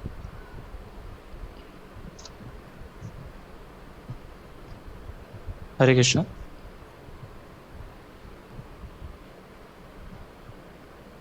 हाँ प्रभु जी, जैसे कि एक प्रभु जी के लेक्चर में मैंने सुना था कि एक इंसान था और जहाँ पर रह रहा था वहाँ पर बाढ़ आ रही थी। तो जैसे ही पानी सब जगह पर मतलब पूरा फुल होने जा रहा था, तो फिर बाद में वो छत पे चढ़ गया। तो कुछ नाविक आए उनको निकालने के लिए। उन्होंने कहा कि चलो हमारे साथ, लेकिन उन्होंने कहा कि नहीं, भगवान ने कहा है कि अवश्य रक्षे, मतलब भगवान हर हालत में मेरी रक्षा करेंगे। बाद में वो छत पे भी चढ़ गए, फिर को लेने के आए, लेकिन उन्होंने बोला कि चलो अभी ऊपर आ जाओ, हेलीकॉप्टर में रस्सी डालो। उन्होंने बोला कि नहीं, कि भगवान है हर हालत में मेरी रक्षा करेंगे, मुझे आप लोगों की किसी की भी सहायता नहीं है। तो इसके अंदर में प्रश्न इस प्रकार है कि कई बार भक्त के जीवन में भी ऐसा होता है कि गुरु जो होते हैं वो, जैसे कि श्रील प्रभुपाद जी अभी बता रहे थे, आपने बताया कि गुरु जो होते हैं वो कृष्ण के, भगवान के प्रतिनिधि स्वरूप होते हैं। तो उनके श्री मुखारविंद से जो भी वाणी आती है, वो जो भी होता है वो भगवान की तरफ से ही आती है और अन्य कोई आदेश होता नहीं है। तो कई बार भक्तजन ऐसा सोचते हैं, कई वैष्णव भक्त उनको समझाते हैं अलग अलग प्रकार से, लेकिन वो ऐसा समझते हैं कि मतलब उसको उस प्रकार कृपा तरीके से नहीं समझते और ऐसा समझते हैं कि नहीं, गुरु आके यदि हमसे स्पेशली बात करेंगे या फिर हमारी कोई गलती नहीं है, हमें मतलब we are perfect in all manner. तो ऐसा यदि कोई शिष्य समझे और जो वैष्णव उनको समझा रहे हो तो उसको कृपा के अनुसार ना समझ सके, तो इसमें मतलब मूल कारण क्या हो सकता है, कृपया करके बताइए।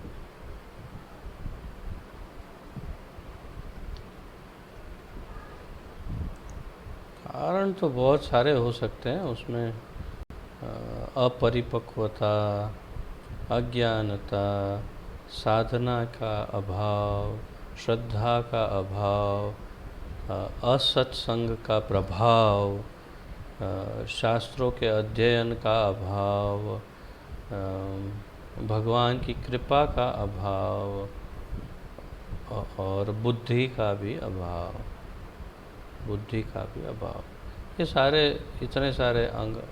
और फिर परिस्थिति भी हो सकती है, कुछ अलग परिस्थिति के अनुसार उसका उसकी विचारधारा किसी किसी एक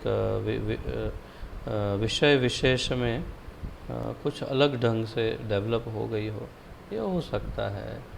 तो सार रूप में बहुत सारे अभाव हैं जिसके कारण उसको अपने गुरु के वाक्यों में श्रद्धा ना हो, ऐसा हो सकता है।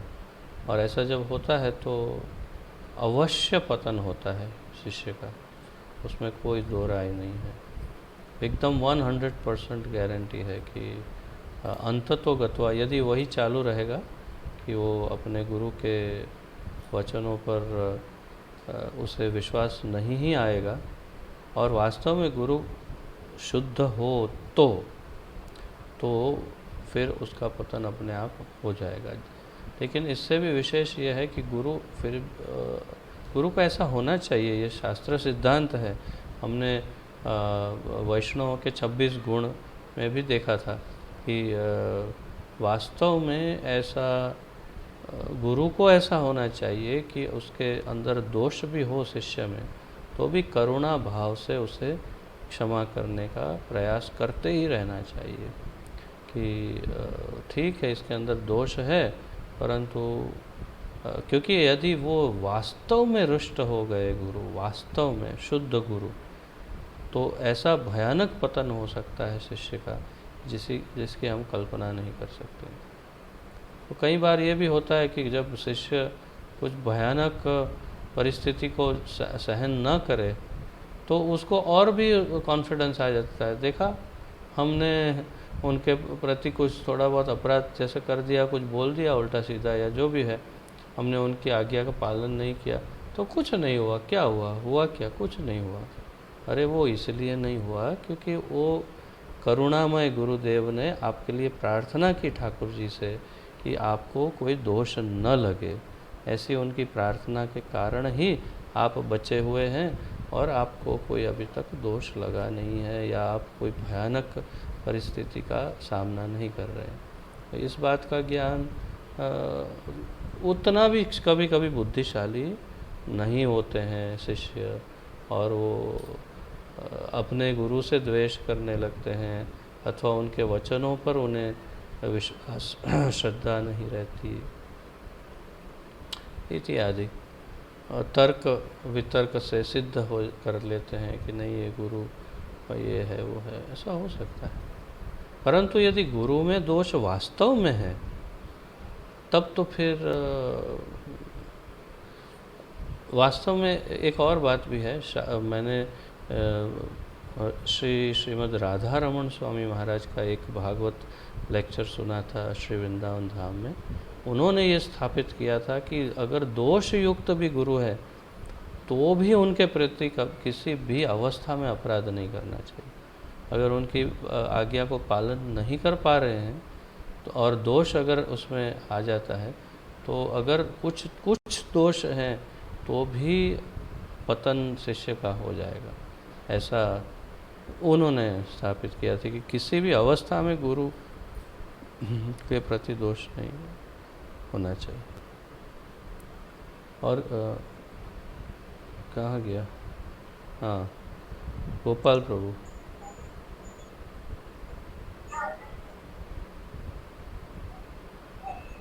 कृष्ण प्रभु चरण बनो।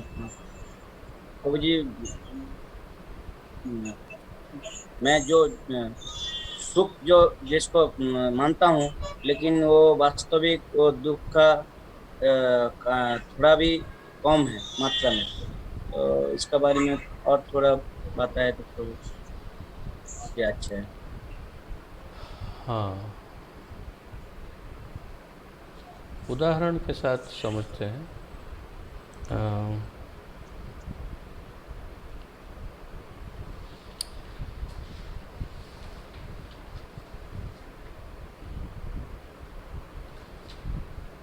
एक ऐसा उदाहरण लेते हैं जिससे ये स्पष्ट हो जाएगा।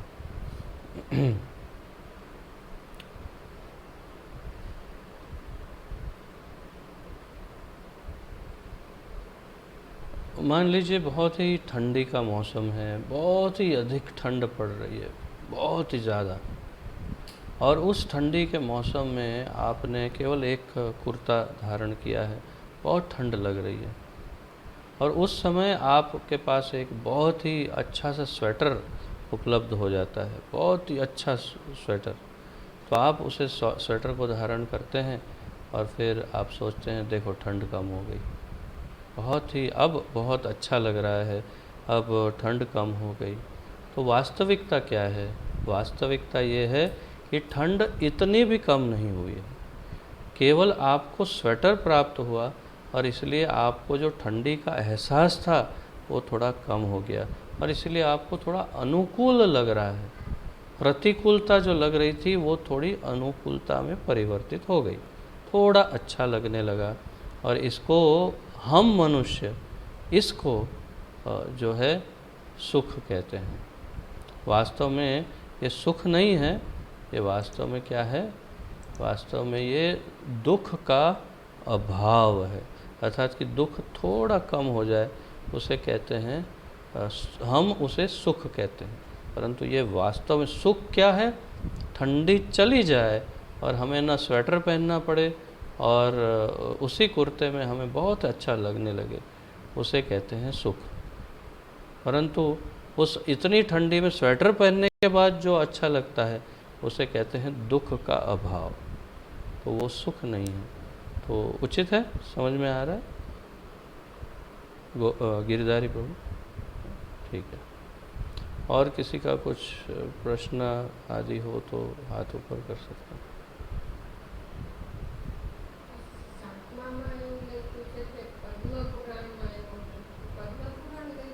हाँ हाँ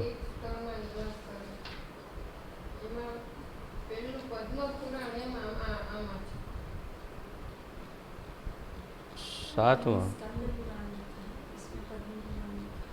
हाँ यहाँ मेरे में स्कंद पुराण लिखा है, आप लोगों इंग्लिश में स्कंद पुराण लिखा। हाँ तो इंग्लिश में स्कंद पुराण है, हिंदी जो मारी पासे है एमा स्कंद पुराण है। तो आपके बुक में पद्म पुराण लिखा है तो उसको आप स्कंद पुराण कर सकते हैं, करेक्शन कर सकते हैं। वास्तव में वो स्कंद पुराण है। हाँ, किसी और का कुछ है प्रश्न आदि? नहीं तो हाँ, यस।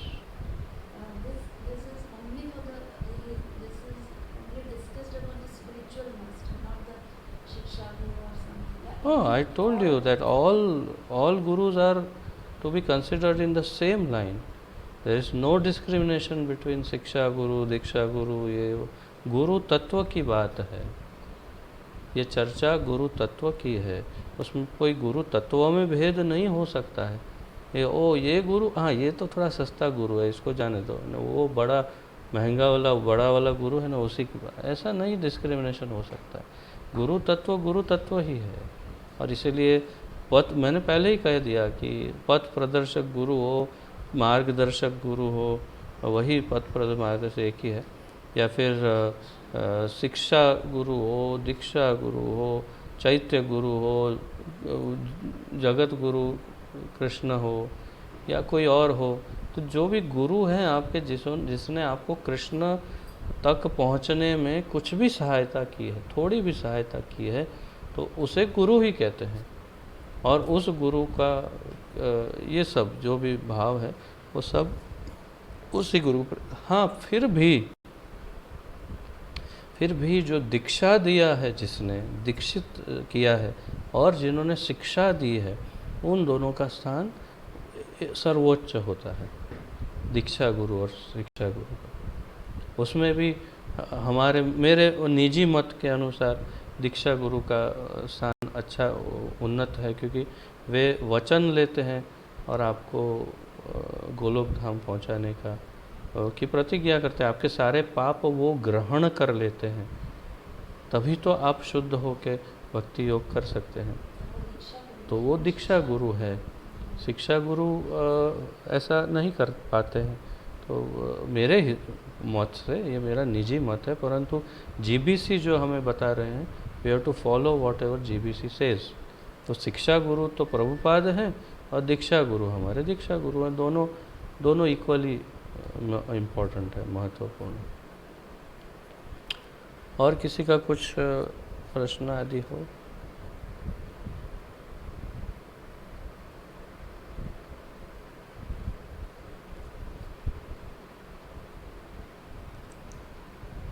बोलो।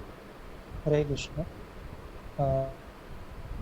तो जी, जो गुरु की आज्ञा होती है वह सिर्फ आध्यात्मिक कार्यों के लिए ही मान्य रखनी चाहिए कि फिर भौतिक जीवन में भी? क्योंकि भौतिक जीवन में भी जो मतलब जो गृहस्थ तक होते हैं, भौतिक जीवन में गुरु का कोई रोल नहीं है। भौतिक जीवन में गुरु को कोई इंटरफियरेंस करना नहीं चाहिए, और अगर करते हैं तो उनकी करुणा समझनी चाहिए। और वास्तव में गुरु का बिजनेस एक ही है कि आपको कृष्ण भक्ति तक के और ले जाना। और कई बार वो भौतिक उनका दृष्टिकोण लग सकता है, परंतु वो भौतिक दृष्टिकोण ना हो, ऐसा हो सकता है। अर्थात कि आपको प्रतीत होगा कि ये भौतिक दृष्टिकोण से बोल रहे हैं गुरु, या तो भौतिकता के लिए कुछ कह रहे हैं। जैसे कि अभी कोरोना है तो हम कहें कि आपको होम्योपैथिक दवाई लेनी चाहिए, तो परंतु ये लगता भौतिक है दृष्टिकोण, परंतु बिल्कुल आध्यात्मिक है। क्योंकि एक भक्त के जीवन की रक्षा करने के लिए यदि हम कुछ आपको इंगित कर रहे हैं, तो ये आध्यात्मिक ही है, भौतिक नहीं है। परंतु मूल रूप से भौतिक संसार के कार्यकलापों में आध्यात्मिक गुरु का कुछ विशेष उनका क्या कहते हैं, उनकी रुचि नहीं रहती और रुचि रखनी चाहिए भी नहीं। और यदि कुछ बहुत ही बड़ी विपत्ति है तो गुरु उसमें कुछ बता सकते हैं। और शिष्य यदि जाए कि गुरुदेव मुझे मार्गदर्शन चाहिए, तो करुणावश गुरु कुछ मार्गदर्शन दे सकते हैं, परंतु उनका मेन कार्य है कृष्ण भक्ति का मार्गदर्शन देना, और वही मार्गदर्शन उनसे लेना चाहिए। इसके अलावा गुरु को परेशान नहीं करना चाहिए। इस सब्जेक्ट के अतिरिक्त गुरु को भौतिक संसार के कार्यकलापों के लिए उन्हें परेशान नहीं करना चाहिए, अन्यथा ये बहुत बड़ा अपराध है। क्योंकि गुरु कृष्ण के प्रतिनिधि हैं। गुरु जो हैं वो कृष्ण सम है, कृष्ण तुल्य है एक प्रकार से। तो ऐसे गुरु कृष्ण के प्रतिनिधि के सामने आप यदि भौतिक संसार के अपने निज दुखों की चर्चा उनके साथ करेंगे तो ये बहुत बड़ा अपराध है, बहुत बड़ी मूर्खता है। इसलिए ये सब कभी भी गलती से भी ये सब चर्चाएं उनके साथ नहीं करनी चाहिए। बहुत बड़ी विपत्ति हो, किसी के जीवन मृत्यु का प्रश्न हो, तब ये कुछ प्रश्न उन्हें पूछ सकते हैं, और वो भी एक आध बार कुछ उन्हें चर्चा किया तो ठीक है। अन्यथा बारंबार ऐसी सब चर्चाएं करने से गुरु के मन से उस शिष्य की संपूर्ण रूप से जो इमेज है वो धुल जाती है, और फिर उनकी करुणा कभी प्राप्त नहीं हो सकती। ये संभव है। इसीलिए उनके सामने कभी भी भौतिक जगत के प्रॉब्लम्स उनके सामने नहीं लाने चाहिए। ठीक है, और किसी का कोई प्रश्न आदि ना हो तो आज थोड़ा अच्छा खासा लंबा क्लास हुआ, विराम लेते हैं और कल फिर 8वें पॉइंट से 8वें अंग से आगे बढ़ेंगे। आप सबका बहुत बहुत धन्यवाद। श्रील रूप गोस्वामी प्रभुपाद की जय। श्री भक्ति रसामृत सिंधु की जय। श्रील भक्ति वेदांत स्वामी श्रील प्रभुपाद की जय। गुरु महाराज की जय। आप सब भक्तों की जय हो। निताय गौर प्रेमानंदे। हरि हरि बोल। हरे कृष्णा। दंडवत प्रणाम।